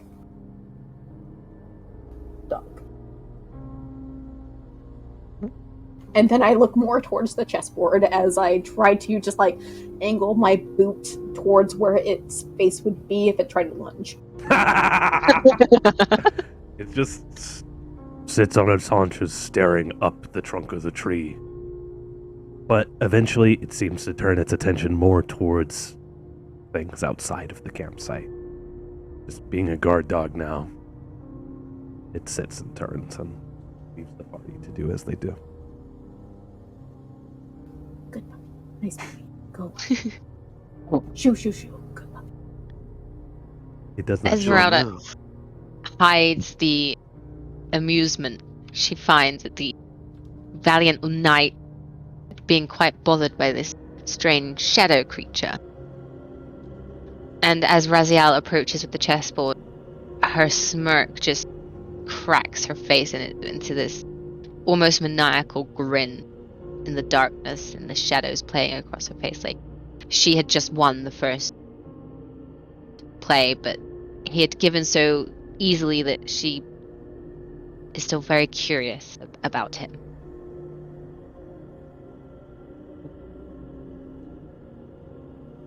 Seems you know about us. and the wagon. Shall we speak of Princess?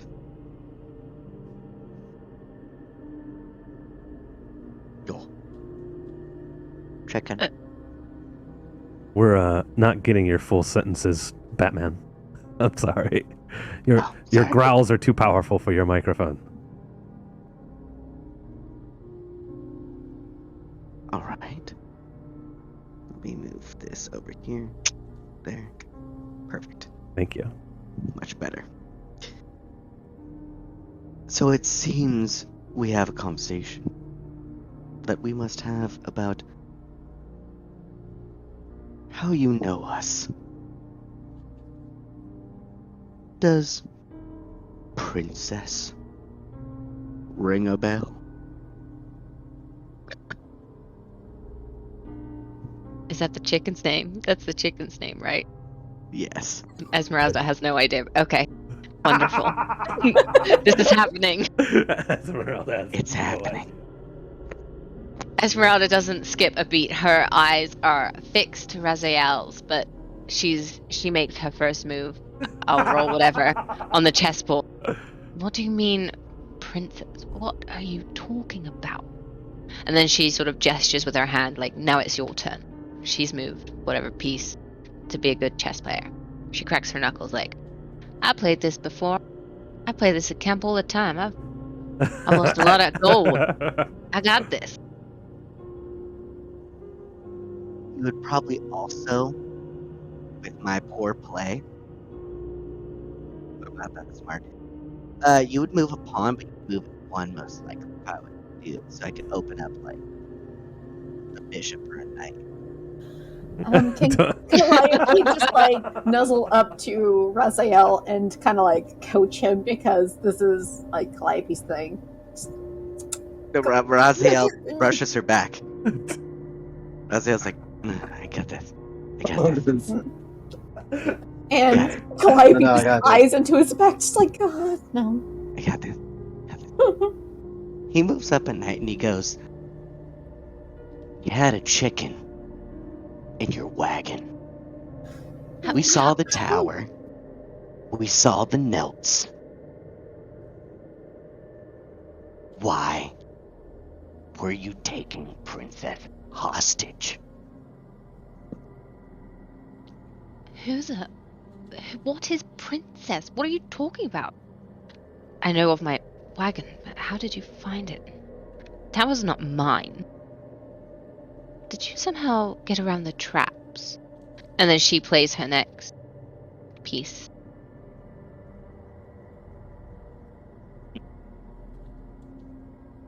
Your traps? All of them?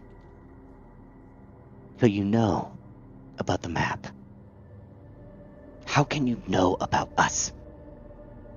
We came much later.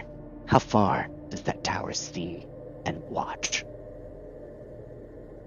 And I move a bishop a little bit more. You moved that bishop. And you have Calliope's like eyes. She's drooling. Almost. I have faith in Raz, but also I'm peering over. Esmeralda has since ignored any mention of Princess, genuinely having no fucking clue what he's talking about, and just thinks maybe he got hit a little too hard in the head when he almost died to the Soul Eater earlier. That castle reaches all in this land. That's not why I know of you. You don't exactly move through this place with, well, any stealth, decorum. It wasn't hard to find you, and it was even easier to follow you, until you came to these forests. This magic here, how you were able to cross through it. That assured me that you were indeed the companions I require. So I waited. See, it's not so sinister, is it? And she plays her next piece. What piece would that be, that Raziel?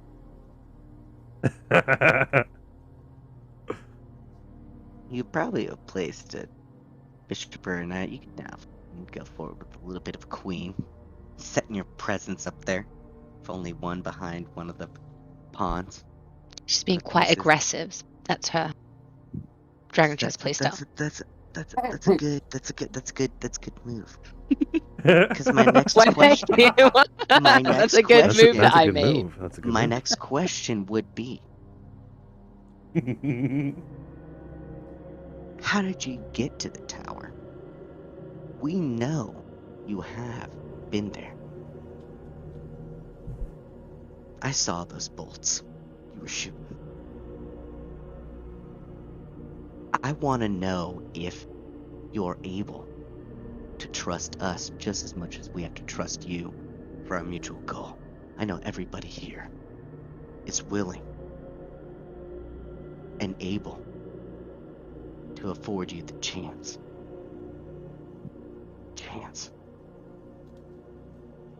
of aligning. The moment that you distrust them, that's not something. I have to know at least minimum, right here and now, that you're in it, not for this colonel, because I know you know better. You know better than that he's the lead. No, he's not. We're all coming to terms with that. We've got maybe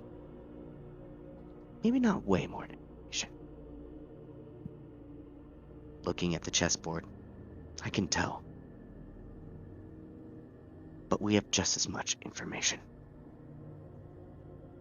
Shall we end the game here at this line, knowing, yes, we may play chess, but the board reaches farther out from here?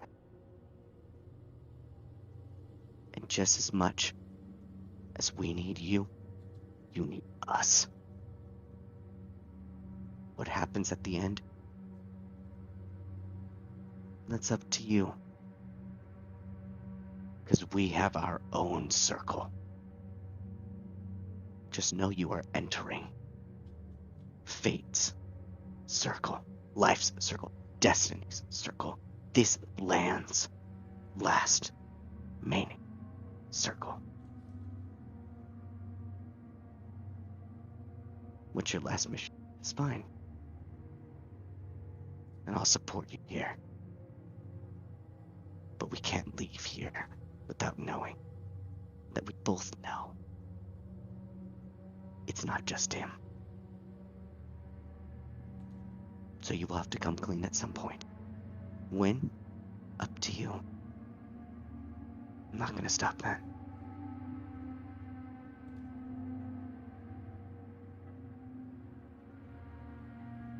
You have your option.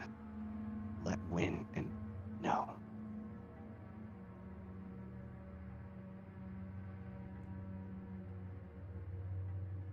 He packs up his chessboard. Before he does so, she sort of rests her fingers on the edge to bring it back down. Better yet than aligning. And she moves the last piece on her board and opens herself up for a checkmate. What must I do to prove myself? Truly, what do you need from me? Must I bleed? And with that, she sort of takes out her little hand axe. Oh, no, that's not necessary. No, Calliope. No. And she sort of just runs her palm down it and opens her hand and bleeds on the board. And how many points do I need to heal you? And it's just a flesh wound, Calliope. Let me bleed and make a bond. Make a bond with this weird thing, with the weird puppy. Do it, and then let's play a game. Do it. You receive 1 point of damage from the half. All right. This weird thing who's taking watch with this weird puppy I hate. The puppy has vanished into the shadows. Thank goodness, I hate it. No, you don't. That's so funny. Thank goodness, I hate it. this whole time, Raziel hasn't thought about the idea of her needing to prove anything necessarily. He has been trying to put forth this instillment that he doesn't care what her external motivations are. It's just that at some point she needs to understand that if she is to succeed in her mission, it's not going to end there.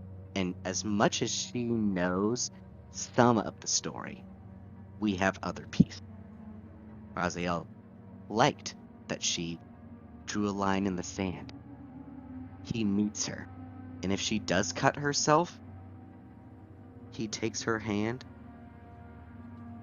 takes his hand and holds it out, his other hand, asks, almost gesturingly, for a cut, that she's holding her axe.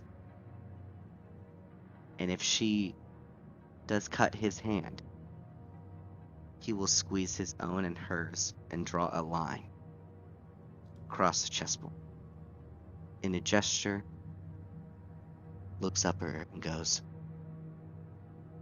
"We come together for a goal both common and apart. I only ask that you be true and remember the faces of those that brought you here, as we remember ours."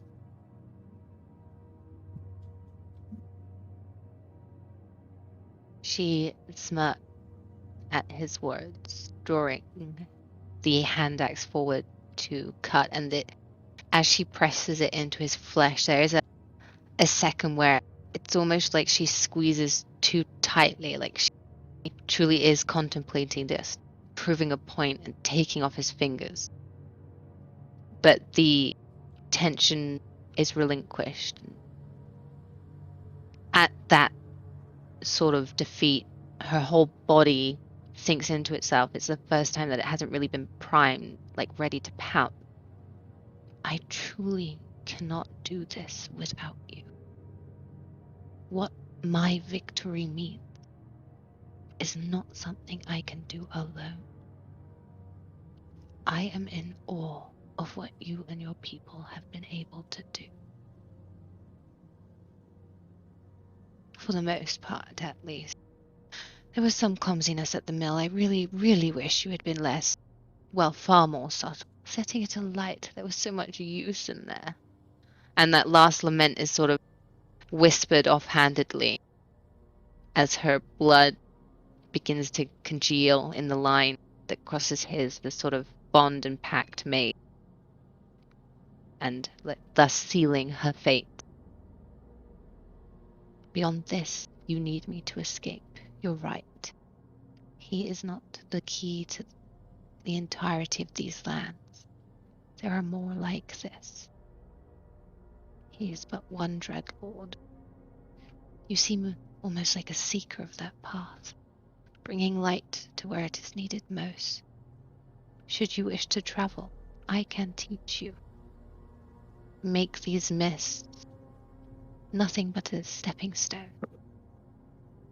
You'll need me, and I promise you, if my victory is assured, I will lead you from this land.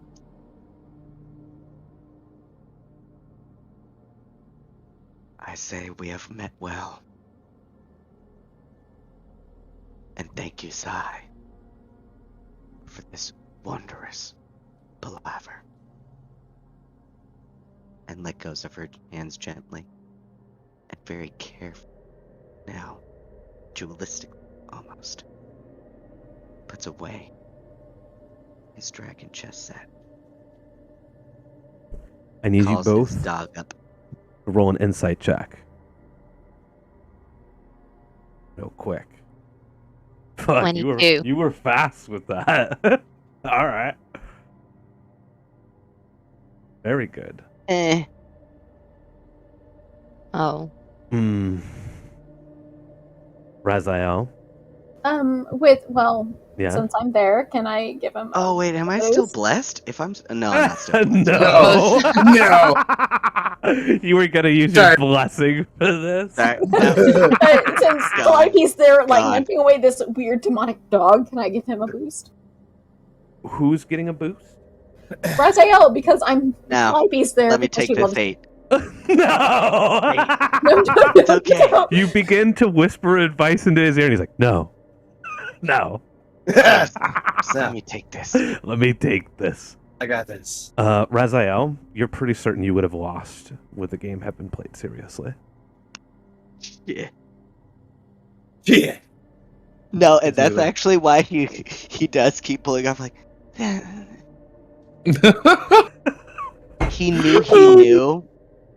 he knew she was a much better player. He just knew that he was a shitty / mediocre player. But sometimes shitty, mediocre moves bring out the best in those that aren't expecting such shitty ass moves. Say that. Because I'm actually Stump him with stupidity, Jared. You're right. No. I'm Got actually him. being serious. If you look at like actual chess, to Uh-oh. move any pawn 2 spaces up is absolutely like useless. You use 1 to move it up so you could move your knight or bishop up, and that's what I had you do. You were like, Thanks okay, for is playing he me to really- win is he- there. So Is he really? It's I'm just glad Jared you're as just the actually- watching moves, style. as the different moves and styles form in your head, I could have, and then that, and I'm a mediocre player, but I draw out the best, and as you continue to formulate the different, the different coping mechanisms you have, the sun of Barovia, hidden behind forever the overcast skies, begins to cast its gray glow through the treetop above. And you know, it has been a long enough period of time where you can wake your companions and they would have gotten their rest. And it may be time to start breaking camp soon. Alondra kind of stretches from her bedroll and starts to slowly disconnect the chains and things that keep her hair up. And she looks over to Raziel and Esme close together, takes a big morning stretch. Now, what are you two doing? Not making any blood oaths with strangers or anything. And kind of laughs to herself. Calliope, begrudgingly, as you can see, the sleepy portions of her eyes just fondly, aggressively backs Raziel. You know what? Never mind. It's a good hard shove. Dragon chess, where I knew we could win, and gets ready for the day.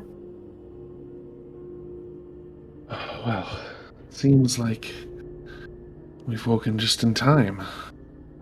How was your watch? I kind of address Esme in my best attempts to be cordial.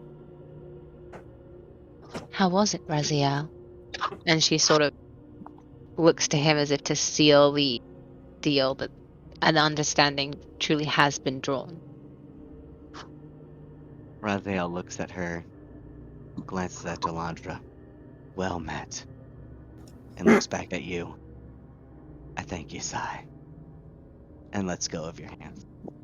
And then starts slowly collecting his pieces up. Kind of actually still taking over the fact that he would have fucking lost like a little bitch if they actually played. Like, and gives more of like a grin and looks back at Talandra and just gives a hearty. If you want to have him do a roll, but I'm trying to convey to you, Talandra, that well met. Well met. Wow. A familiar. Go ahead, Jeff. No. All right, a familiar, No.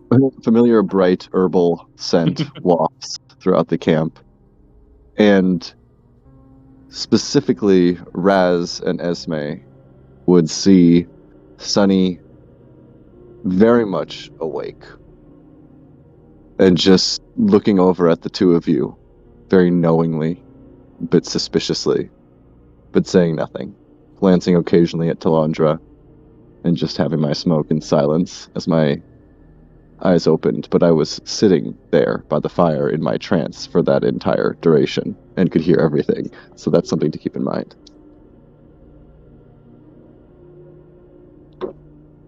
Keeping it in mind as I pace through. Well, not you. You don't know that. Only the two of them know that. They're the Okay, only ones that sorry. should- Well, I'd say like two it, different I'm not things. privy. like in the scene of Two Towers Oh when god. everybody came together at Isengard. What? Oh my god! Fucking No, Isengard. no joke. I What's fucking. Two Towers? Isengard. What do you mean Two Towers? Lord I of walk Rings. over. After that, the Two Towers where they get together at Isengard. I walk over. I sit down. I have palaver with Sunny as the sun comes up. As the trolls have been slain. Everybody getting up. I could almost see, like, yeah, Wander, you getting shit all together. Calliope going, you're crazy, little bro. At this point, Raziel, watching you fucking fail at chess, I'm just. There is going to be a moment. It's almost like It noticing happens. just how furious, like Calliope is almost twitching like a recovering addict. Esme slinks down the least obvious side of the rock face. Raz, you, Next. me. I'm trying to get everybody together right now. That's Just be great. like, Next Richard, round, come on over you, here. me, Raz, Let's have you, some. me. Let's have. My chess set. You Raz, can't I was do like, that I'm to trying me. to. Raz, I was like, I'm trying to brutally monologue right now. Okay. Not even that. I'm like, my girl. I know I suck at this game. You suck terribly. I mean, I've seen dog Yeah, days. it's okay. I'm shit. Calliope is super toxic in the Dragon Chess community. So Dude, fucking It's so funny. good. I played Dude, you it good just that got one fucking time owned. that Be we good, were bro. at the. Good. Actually throwing. Actually throwing right now. I teamed up with a shitter at Dragon Chest. I've been relying on you in combat, and you can't do basic strategy. Fucking I'm Fuck! platinum. I'm Or- diamond in drag. I'm diamond or 2 in maybe- I'm Dragon. angry at Or- myself or- right now.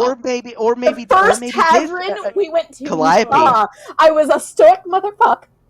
Yeah, you told but me we we don't got know Dragon Esme's Calliope skills. is like a shitty WoW arena partner in Esme 2008. makes us He was trying to backseat him the whole time, too. No, you need to move your knife. He's like, stop. Bro, you don't even play Rogue. What the fuck are you talking about? I'm sorry, but yes, so funny. you can't even. Raz, I'm going to just choke you out next time and let me my play. God. I'm like, hey, look, relax. It's all good. Look, There's Even- no reaction. I know. It I was was a shitty. part of the competitive. dialogue. It was an So anagram. competitive. Oh god, never mind. But I also did a good job when we were at the tavern last. You do Right. great, hun. You do great on every other platform. Just what if Esme Hun, was the that best? condescending of the best? hun. hun? Hun, you do Hun. great. You do great in the scrub tournaments, but here in Big Boy Town, you really gotta God. not get carried. Oh my goodness. Fucking Hun. toxic. Like, I'm I totally respect laughing. in Raziel. this. He is he's a badass, but he just I'm bringing everybody destroyed- over. He's pissed on A Dragon my Chess, game. hard trash. You pissed on my game. I was there. I was going to be Okay. involved. Pissed on my game. He did. I did I love exactly what I I needed. love the to do. low level. I love the low level Asperger's with Calliope not understanding like the social situation going on with the Oh, Dragon no. Chess game, Heck and she's no. just like, "Dude, I could have won, Yeah. bro. Like, you don't understand." Oh my god. It was all about the chess. I'm sorry. That's so funny. Like, why are you throwing, dude? Because then You're I not bring. receptive at all to what's going on.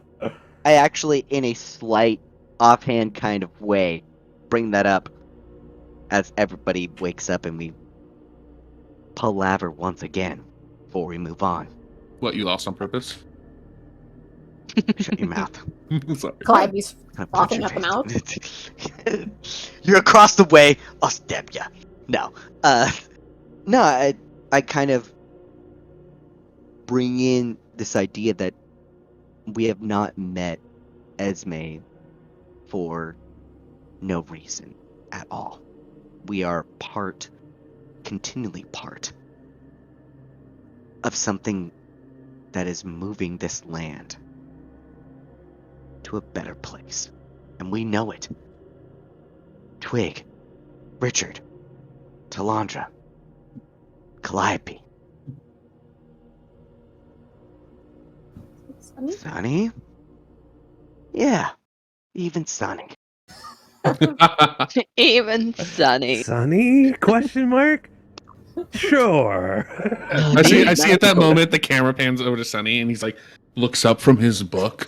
He's got like 4 joints in his mouth because he's forgotten that he has one in his mouth. So he's lit a new one and he's got like 4. Stupid. No, it's not. Just stoned. Here's the thing. I'm smoking one with him.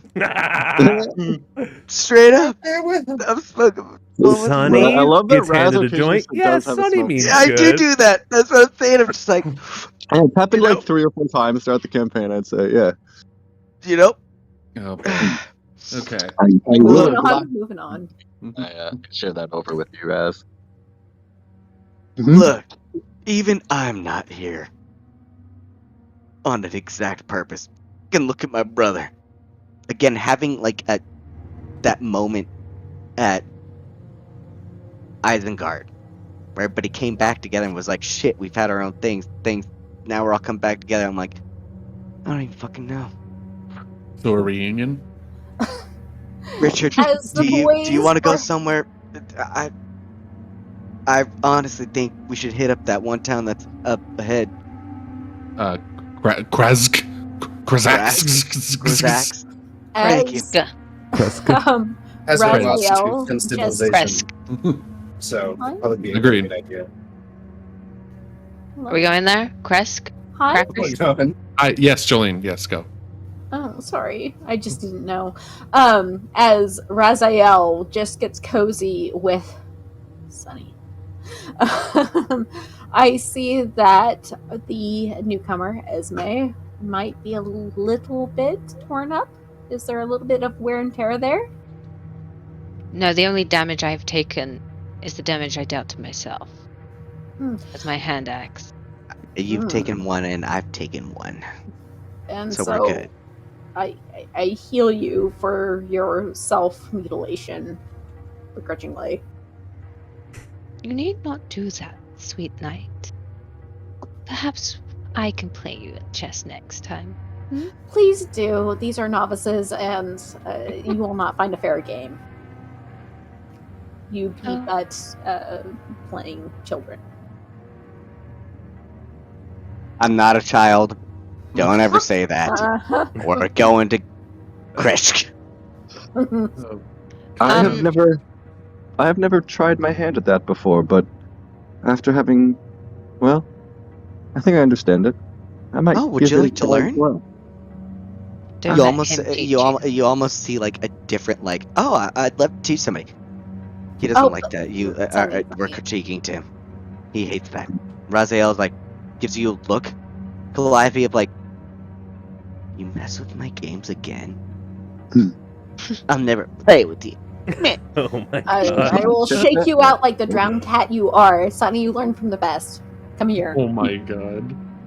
Okay, I'm children. quite certain I Enough. will be the teacher soon. Enough now. No use fighting about games in a forest. This is silly. Oh, Richard, now looks- are the hush you? Richard, are the horses ready? This should be. Um, It's probably one of the first things I'd be doing, but yeah. Yes, Esme. just a quick question to the DM. Is Kresk the place that you need the wine to get into that Esme knows about? Is that the Yes, place? that's the place. She knows it's. So I'm almost using, just like she had taken the advantage in chess, Esme will step forward. If you do intend to go to Kresk, we'll need to return to the winery. They won't let us pass without a barrel. At least. Alondra looks absolutely flabbergasted at this information. Like as if you said they might as well ask for like a barrel of dirt. Like it's, Words of the winery? Question mark? Raziel has a laugh like fucking Vin Diesel in his fucking like Vin like Diesel. fucking. none of these things exist in this world. I know, But but as he has players. he has a Vin Diesel laugh, as in fucking As Riddick. Sir Vin It's like, of Diesel. "Ha, Yeah. I fucking Because he's a have bad that type actor. of laugh. Exactly. Exactly. He's a bad actor and Thank doesn't you. know how to laugh Exactly. Exactly. That's my point. Thank you. Yeah, I laugh So like you that. do like an anime laugh, like Yeah. He does like the incredulous laugh, like, what a silly thing to say. But Yeah, good thing exactly. for you, you don't know that I'm fucking cool and I'll make it happen anyway. Exactly. Good thing for you, you don't know I'm fucking cool. Yeah, is the tagline of exactly. Raziel. Yeah. That is the tagline. That would be under like that would be the Good sub. for you. That would be the I'm subtitle fucking under awesome. his movie. Good for you. Lucky for you, I'm so cool. I From laugh the like shadows. Like Vin that, but that's- Diesel. What a line. Lucky What a for you, D&D I'm line. Vin Diesel in fucking Isengard. That's what's happening right now. Vin Diesel's Okay. laughing in Isengard tonight. I straight up laugh at that fucking notion of like getting back to there and finding wine, just like Calliope was like, "Oh no," and Talana was like, "Oh shit, you think there's any wine left?" They did have a few barrels, but you told them to deliver them somewhere. Yeah, and after like Well, sniping out that guy, you don't have. Sorry. No, go ahead. You don't have to believe me or not. And if there's none back at the winery, then it's clearly been sent elsewhere. Most likely, Villaki. And at that, it's very palpable that she's reluctant to mention such a place. Well, You Calliope know it was. too. Perhaps we can catch up and intercept them before they reach their destination. Take the wine, go to Kresk, find whatever you want. Yada yada yada, kill Strahd. The end. Yada yada yada. Is there any point to even go to Kresk? Maybe we can transmogify all of this. Richard. He has a serious, not only destiny, role here. Do we really need to go back there, or can we circumvent? Do we have enough? Of course, we would have to find your wagon. That may be something. And Raziel looks back at the bear over here. Bear's still there. She seems to have like roused from her sleep, but she's like laying on the ground with her eyes open, like looking at the party. Can she pull my wagon? Your wagon is back at the mage tower. Can I convince? Something Can that she follow us and pull my wagon?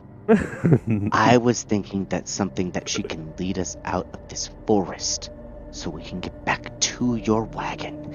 We've got Damsel, we've got Rocky. We can do this. I think Esme. Esme. Chess, Esme, which you have already run. I think Esme knows her way out from this certain point. She couldn't follow you into the big scary forest, but she knows where she is. Yes and no. Esme got a little lost. She doesn't have to Wasn't share quite this with how you the described party. it, but okay. My bad. She followed the party in, but the way this old growth works, she could find no path. She probably could find her way back out, but she wouldn't be super confident about a direct path back out because of just how this forest seems to have functioned so far. Okay, well, if that's the case, then she wouldn't be so confident about it. Didn't know that. Okay, fair enough. Maybe she thinks that, though. Perfect. No, I think that's perfect. We are playing a game. Definitely. Of our own game. The game of Dragon Chess. We got this. Razia would kind of allude to the fact that let's use the spirit to the road, which leads us to a path, looks back over at Richard, and goes, "My lord, my friend, can you help us establish something that I don't think any other before us as Strahd knows Hello? those before him. Oh, we can hear you. Sorry, go ahead.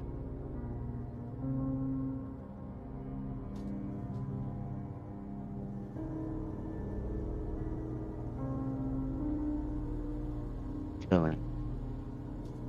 She's having mic issues. Go ahead. Oh, okay. Okay. Yeah. I saw her Okay. picture Just wanna make disappear, sure. which means she's out of Discord now.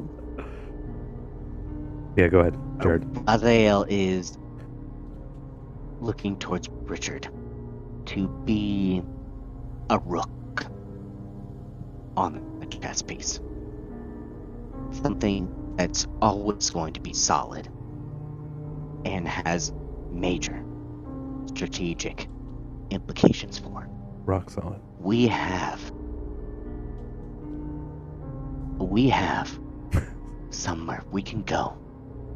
Do we need to go to this Wisdom. town? Maybe not. But as long as we can get back to your carriage and this princess, a little chuckle, wink, smile. We need then to go to Arrogance Tower. Hold. Arrogance, hold. Agreed. However, a resupply is necessary. You're a tactician, Raziel. Do you not agree? I am depleted almost of components. A nice place to rest, resupply, garner information, and then we can move to Arrogance. Supplied, and a little better off, I think. And that's in Kresk. Although I fear that, seems things have been dying in this land. And I question what we could find. Sure. Let's get a little rest, but we must, in my opinion, go to Arrogance. It is our next stop. I'd even say putting it before seeing and confronting Irina. How much it pains me to say that.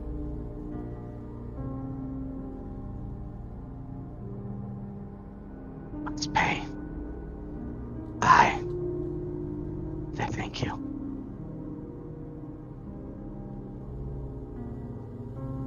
Kresk, then. And Raziel looks at the bear and looks at the rest of the wilds. Looks over at Twig. You see Twig seems to be fishing something out of the pond with the haft of his spear. Well, less fishing, but more like a curious, young boy might be, at the edge of a pond. He is crouched down, squat down, and he just, has his spear by the very butt of it. He seems to be, trying to, nudge something at the bottom of this swampy pond. Wait, have you found something more useful than this conversation? And Talantra quickly moves. He looks over his shoulder, and he sort of Raziel would move as well and gives a try to shrug, camp that in his but then he hand. turns back and seems to be continuing to try and move something underneath the bottom of the pond. And as you near, you see a lot of the silt and sediment at the bottom of the pond has been disturbed. So it's difficult to see exactly what Twig seems to be trying to mess with. Roll me a perception check. Anyone who gets close to the edge of the water. I'm getting keep my close. I'm distance. gonna motion anybody else to come with me. I keep my as distance. Roll. 9. It looks like Twig is trying to overturn a rotten log or something at the bottom. Esme sees something glimmering at the bottom of the pond, catching just the briefest hint of light at the surface of the water. Something metallic. I motion back to the rest of the party. Hey! Twig's got some. Come here. And I try to brace him to pull it up and out. Twig just Yeah, go ahead. daydreaming. Does not respond. Just daydreaming. Is there anything I can roll to help him bring this out? Acrobatics, athletics, something? Well, you help brace him, and he seems to have caught something on the tip of his spear, and he goes to raise it out of the water, but it seems to fall apart, potentially on its way up, and all that is produced from the silt looks to be the rib cage of a human, with its sternum and some of the spine still intact. Twig looks a little like taken back and almost like drops his spear, but like pulls from the edge of the water for a moment before looking back down, and he points towards a glint that still remains like at the bottom of the swamp. If you look over the go edge, to dive immediately. Damn. Okay, you recognize the pool of water is much deeper than it looked initially, and so it's going to take a little bit to swim down to the bottom. You keep going? I will go to dive. Yes. Okay. It's difficult to see down here. Roll me an an athletics check, not an acrobatics. Yeah. Yeah. Okay. The other Just want to let you know I've got 120 feet dark vision. Okay, fair enough. This isn't dark. It's just muddy. It's like muddy, swampy water. Athletics or acrobatics? Athletics. Athletics. Athletics to swim. All right. You reach the bottom of the swampy pool. It's like 20 feet down. So, considering the size of the pool, it's really deep. And you recognize down here, looking around even in the muddy water, a lot of the roots of the trees that overgrow the swamp from the top, that like the moss and like a lot of the vegetation is attached to, the pond itself interconnects with the other pools of water down here, and you can see like little root tunnels you can swim through. But as you're examining the bottom of the pond around you, that glint that the others at the surface noticed catches your eye in the area that Twig was digging around in with his spear.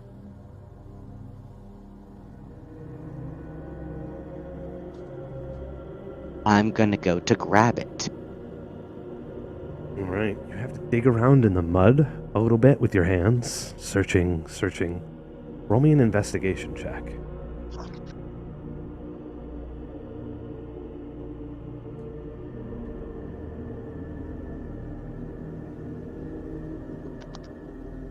All right. Your hands find the haft of something, and it has a great weight at the end of it.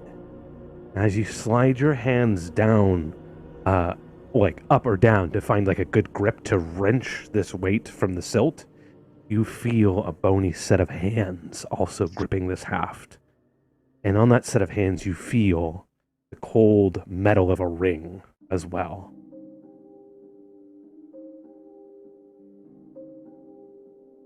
I go to get a better grasp so I can reach and pull everything up. Okay. Readjusting your grip Intact. slightly. Intact. Like because there's a whole like skeletal, except for the rib cage that had been drawn up by Twig's spear, you can now see the rest of an intact body. Armor had encased it at one point, but it is slowly sort of like rusted back and away from the rib cage. And on closer inspection, with the investigation you rolled, that your vision clears ever so slightly, and you can see in the body that is remaining at the bottom of the swamp is encased in a similar armor motif that is on the living armor that encases Richard. And you can even see in the scrolling work of the metal, very briefly, motifs of like the dragon that also carries through on the motifs of Richard's armor. And as you pull, yeah, go ahead. I'm being specific right now. I only want to break away that hand, the bottom of your wrist, which you can detach. I'm looking to detach that, and that only with the ring and a weapon. I want to pull all that up, and just that up. Sort of like positioning yourself against the bottom of the pond, because this is quite the weight. Actually, now that you're trying to pull it from the bottom of the silt, you feel there's like a heavy end, and you're almost certain this is some sort of maul or hammer. As you try to wrench it from the silt, I need you to roll me a strength check. The hand breaks free from the skeletal arm and is still attached. Check or to the saving haft. Strength check. So no saving throw, just a regular old check. Up. 3. So the hand breaks free, but the end of whatever is on that haft seems to be just buried in the silt. And with a hard tug, you can feel your lungs beginning to burn. And you're losing some of your strength to draw this hammer from the bottom of this swamp. But you can feel the hand on the haft of the hammer has broken free from the arm and is sort of like loosely gripping the haft now. DM, can I ask a quick question? Of course. How far down is he? Is he more than 30 feet? Like, can I see him? It's very, very muddy and murky. Roll me a perception check.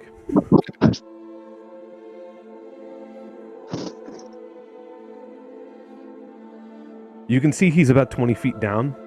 Though you can see the silhouette of him through the murk and the mud. It seems as though he's like has something in his grip, though it's hard to make out what he has a hold of. I'm just trying to get like a rough general shape and direction of where he is. Yeah. And he's almost straight down. It's like actually impressive how deep this pool is. The sheer walls of the pond just like go down. I grab one of my last like half vials of.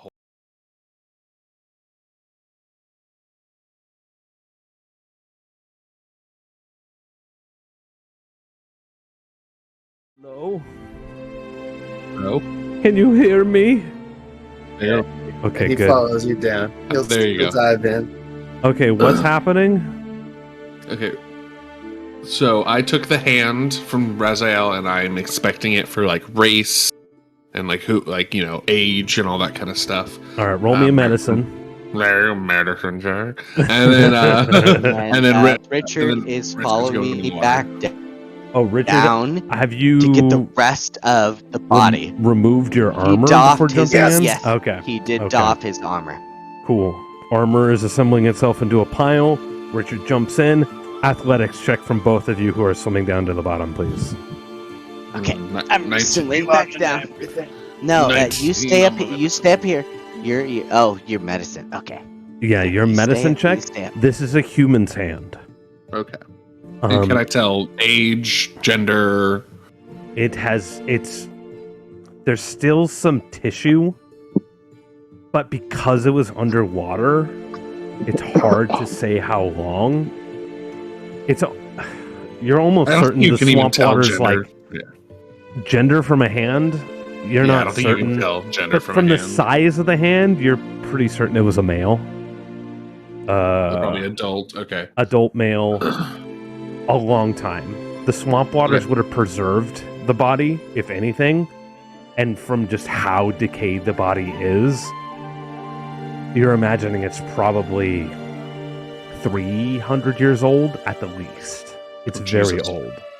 Okay. This body has been down in the bottom of the swamp for a very long time.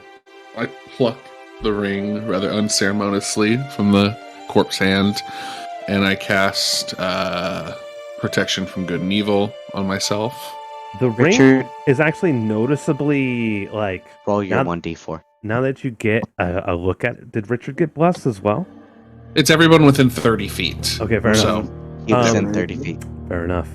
3 people within 30 feet. The ring itself is almost like a fine filigree more than like a single piece of metal. It's like woven together, and there's no like set piece on the top, but it's like a lace filigree where it's like a bunch of fine wires almost woven together. Yeah, I can see it. Yeah. Okay. I don't put it on. I just place it in my pocket, and I think about... It actually makes me sad because I think about Isla, and I think about how she would have immediately been over my shoulder like a bloodhound. Like, what is that? What is it? What does it do? And I kind of just close my eyes and put it in my pocket and wait for them to come back. Our swimmers reach the bottom of the pond, but it is very difficult to see down here. I'm going to need you both to roll an investigation to find that haft again in the mud.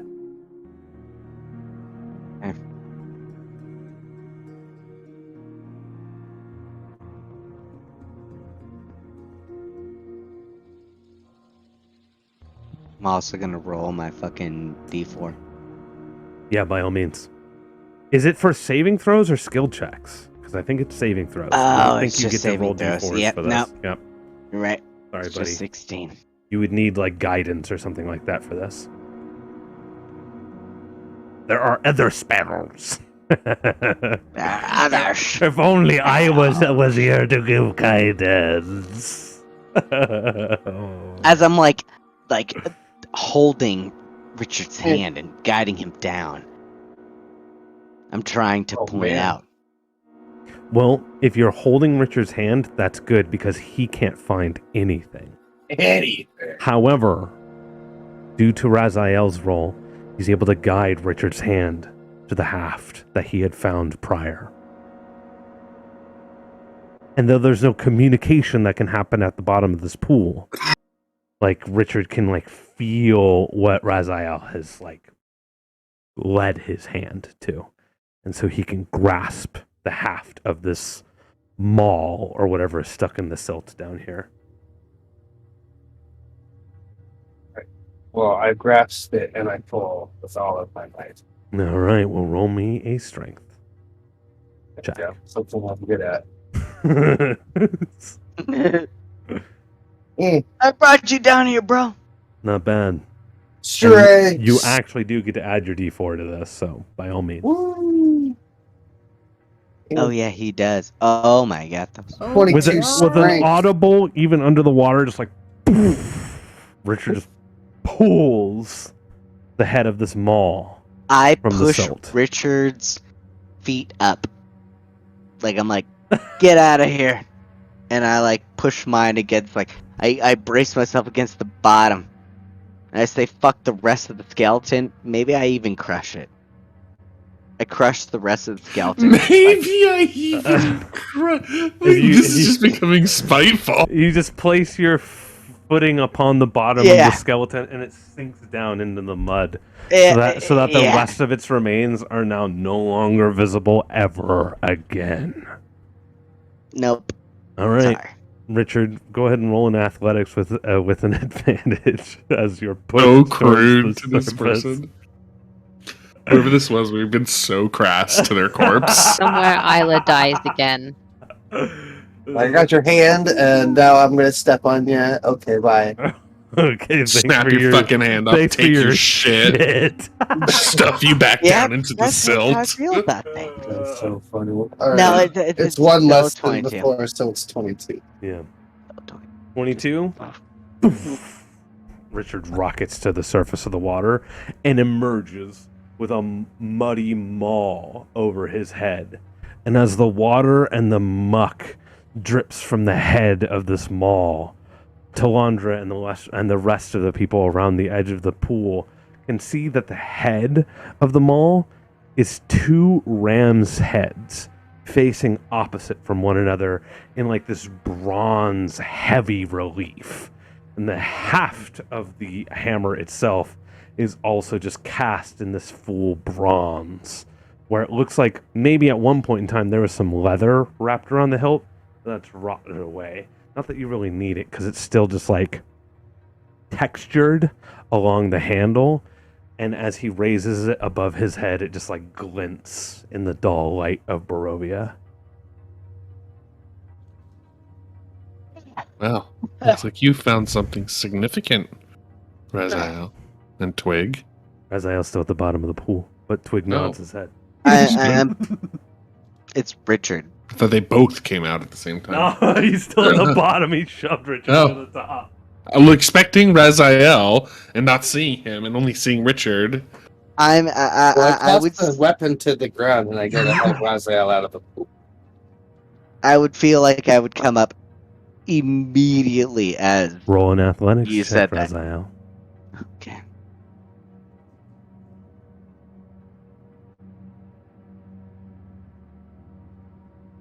Oh, As Yeah. you Damn. attempt to rise to the surface, your foot, as you pushed down into the silt, seems to have become entangled with maybe a root. You're not sure, but as you go to pull your ankle up, it does not rise from the silt, and it seems to be trapped in something.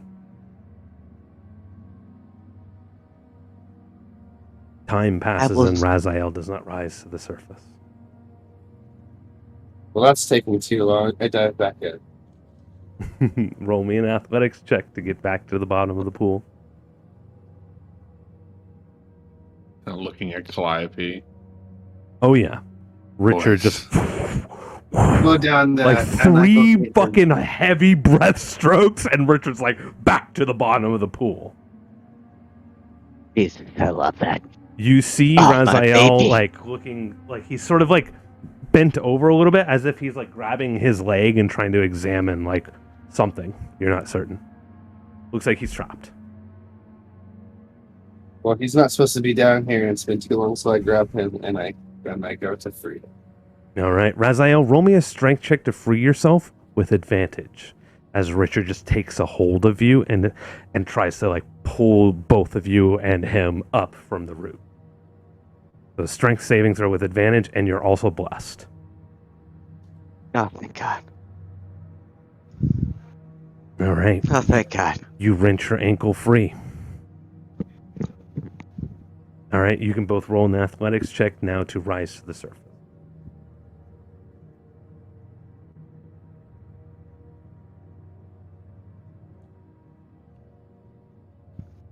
Richard already putting that belt to good use. I notice. With a gasp of air, Richard very calmly sort of breaking the surface, Raziel.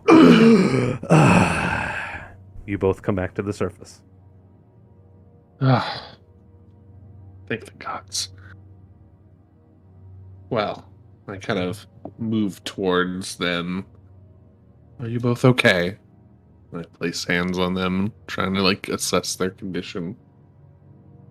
Richard Never looks in any fine. real danger. Of course. Raziel, you look a little out of breath. Almost like poking fun at you. Sure, you couldn't even read those fucking runes. Well, I'm glad you're both What did okay. the finger say?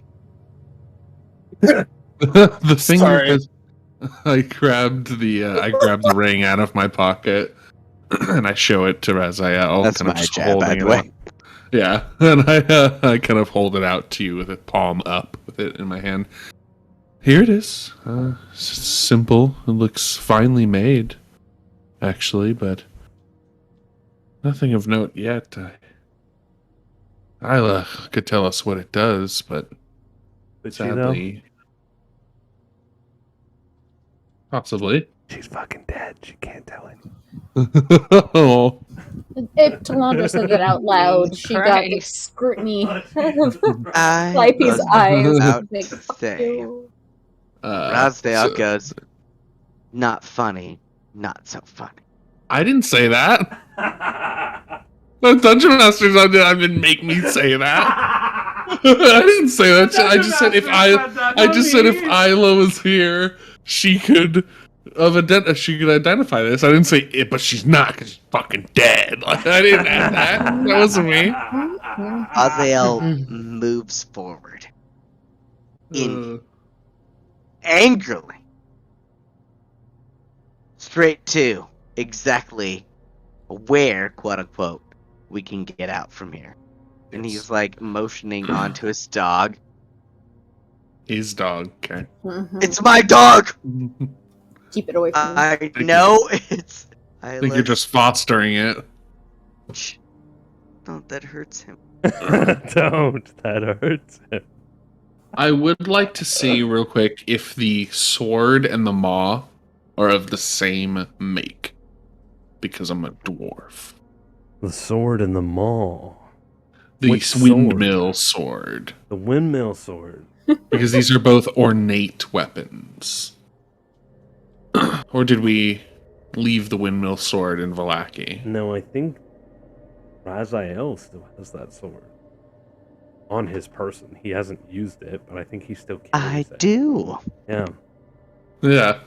So this whole time he's just had this He's long, just had a sword. Yeah, he's like ornate yeah, he never used will- it. He Yep. spawns Hey, another Raz, dark not sword. Calliope. No, you can't. Nobody can know. It's something. God damn it! Why did you bring that up?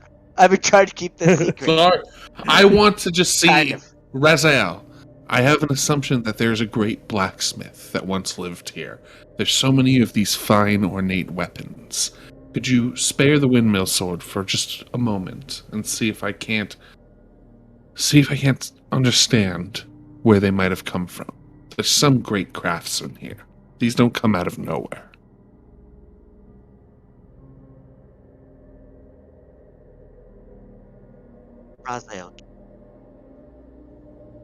Raziel cuts out. He cuts out. Yeah. Sorry. Raziel gives a very teenager moment. Stomps his feet here. Oh no. Oh, come Turns now. around and throws the scabbard blade at you. Okay, Take but a it's look like, if you like. okay. I try to catch it. Roll a dexterity check to catch it. You catch it. Okay. I just want to be funny because I have a -1 to dexterity. you It's always catch fun to the use sword. minuses. I like using Right. minuses. You catch it. Okay, so I catch it. It's quite large, and I kind of, I can't use stone cutting, Rapier obviously, size.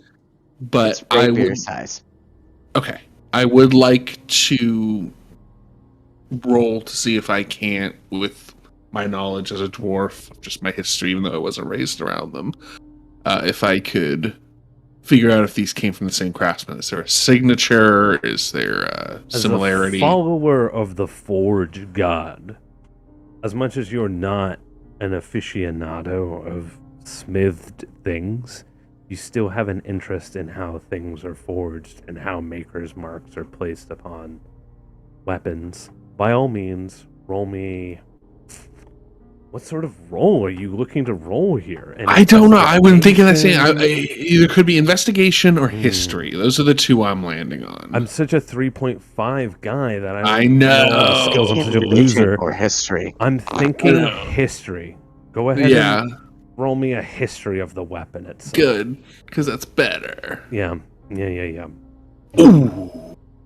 Oh wow, that's pretty good. You're fairly certain these weapons are not made by the same person.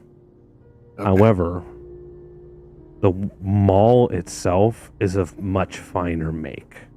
A master worked the maul, whereas the windmill sword is more ornamental. It's Decorative blade. not really meant for combat, and it doesn't look like it's been used for combat. Whereas the maul itself, there's something special about this maul. Well, that was informational. They aren't made by the same person. I can say that. And I kind of move slowly. I don't throw because we don't throw scissors. All right. I hand the sword over to Raziel, and well, Richard, it seems you're the only one brawny enough. Oh yeah, Oh to wield this weapon. I'll give it a shot. Calliope looks affronted.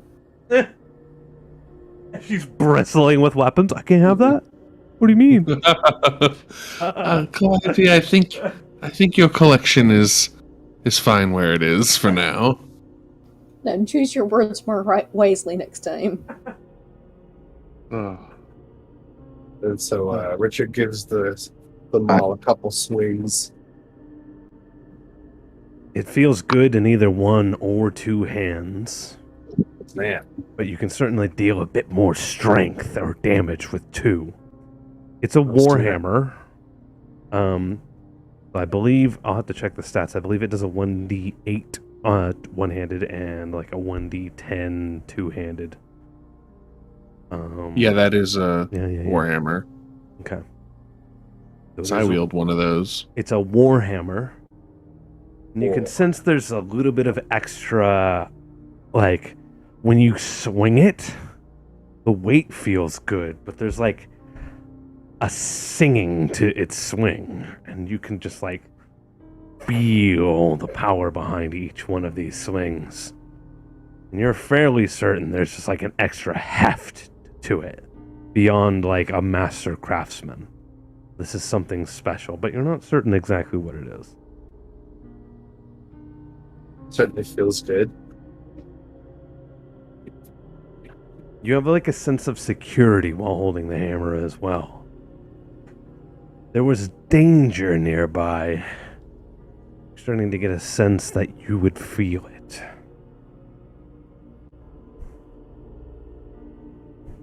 Like a tingling? Like a spider sense.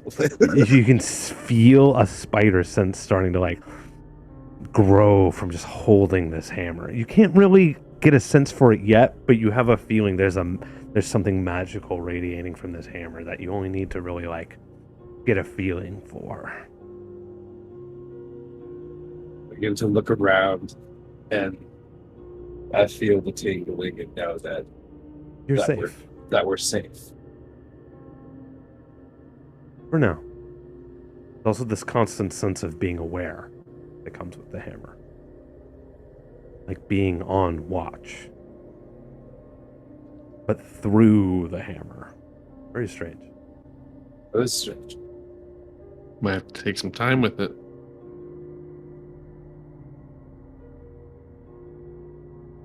Get to know it. Possibly for 30 or so more minutes. Possibly for another 60 minutes. Another 57 and 45 seconds. But you're getting a real sense of what this shit is. Alonzo reaches over, give it 30 to 60 minutes. Not even. Speaking of time, I got a roll. Okay. All right. Pretty quick here. I want all of us to get to the outskirts of that next town. Is that something that we can all do? With enough time and travel. But for now, if you're ready to go, Fast travel. it looks as though the bear, that white bear, and Twig himself, who has sort of like moved away from the party, he's also waiting with the bear. And he Fast sort of, travel like, bear. gives this nod of affirmation, like, whenever you're ready to go, FTB. she'll lead us, and we'll be good to go. Fast travel bear. I'm at the fast travel bear. All right. Got one hand on the bear port key. As the bear, I want to make sure she knows. As I double, squinty eyes at Esme. I'm watching you. Everyone's got a different Calliope.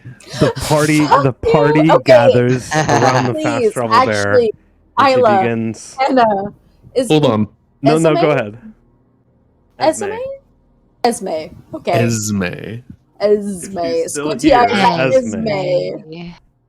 Yeah. As in Esmeralda, but as Esme.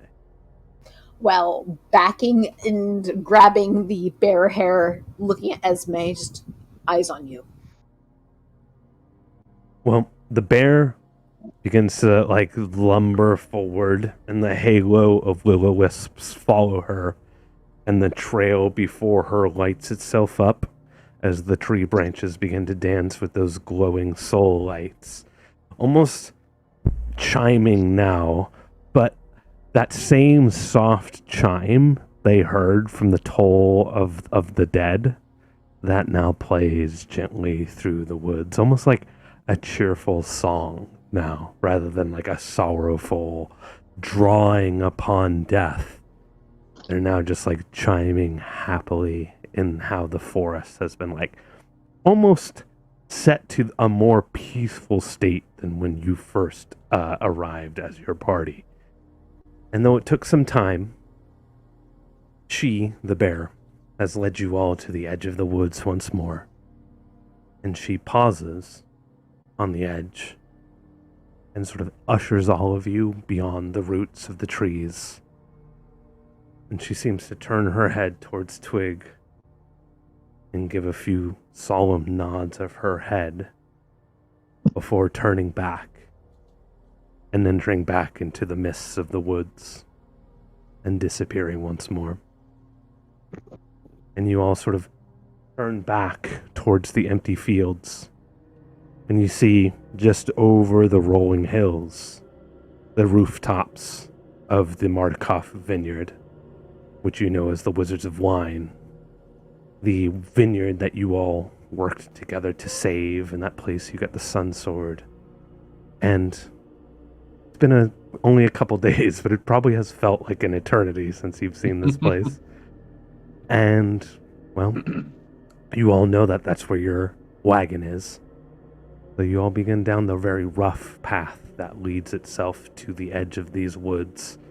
A path that's probably only been trodden by you lot and Esme in the past, God knows how long. And you begin your venture back towards the vineyard and potentially beyond, returning back to the main of Barovia and the difficult quest that lie ahead. And we will stop there, and we'll keep playing next week. Nice. Yeah, dude, that was a great session. Nice. That was so Thank good. you. Yeah, thank you guys. After 3 weeks of waiting, it was worth it.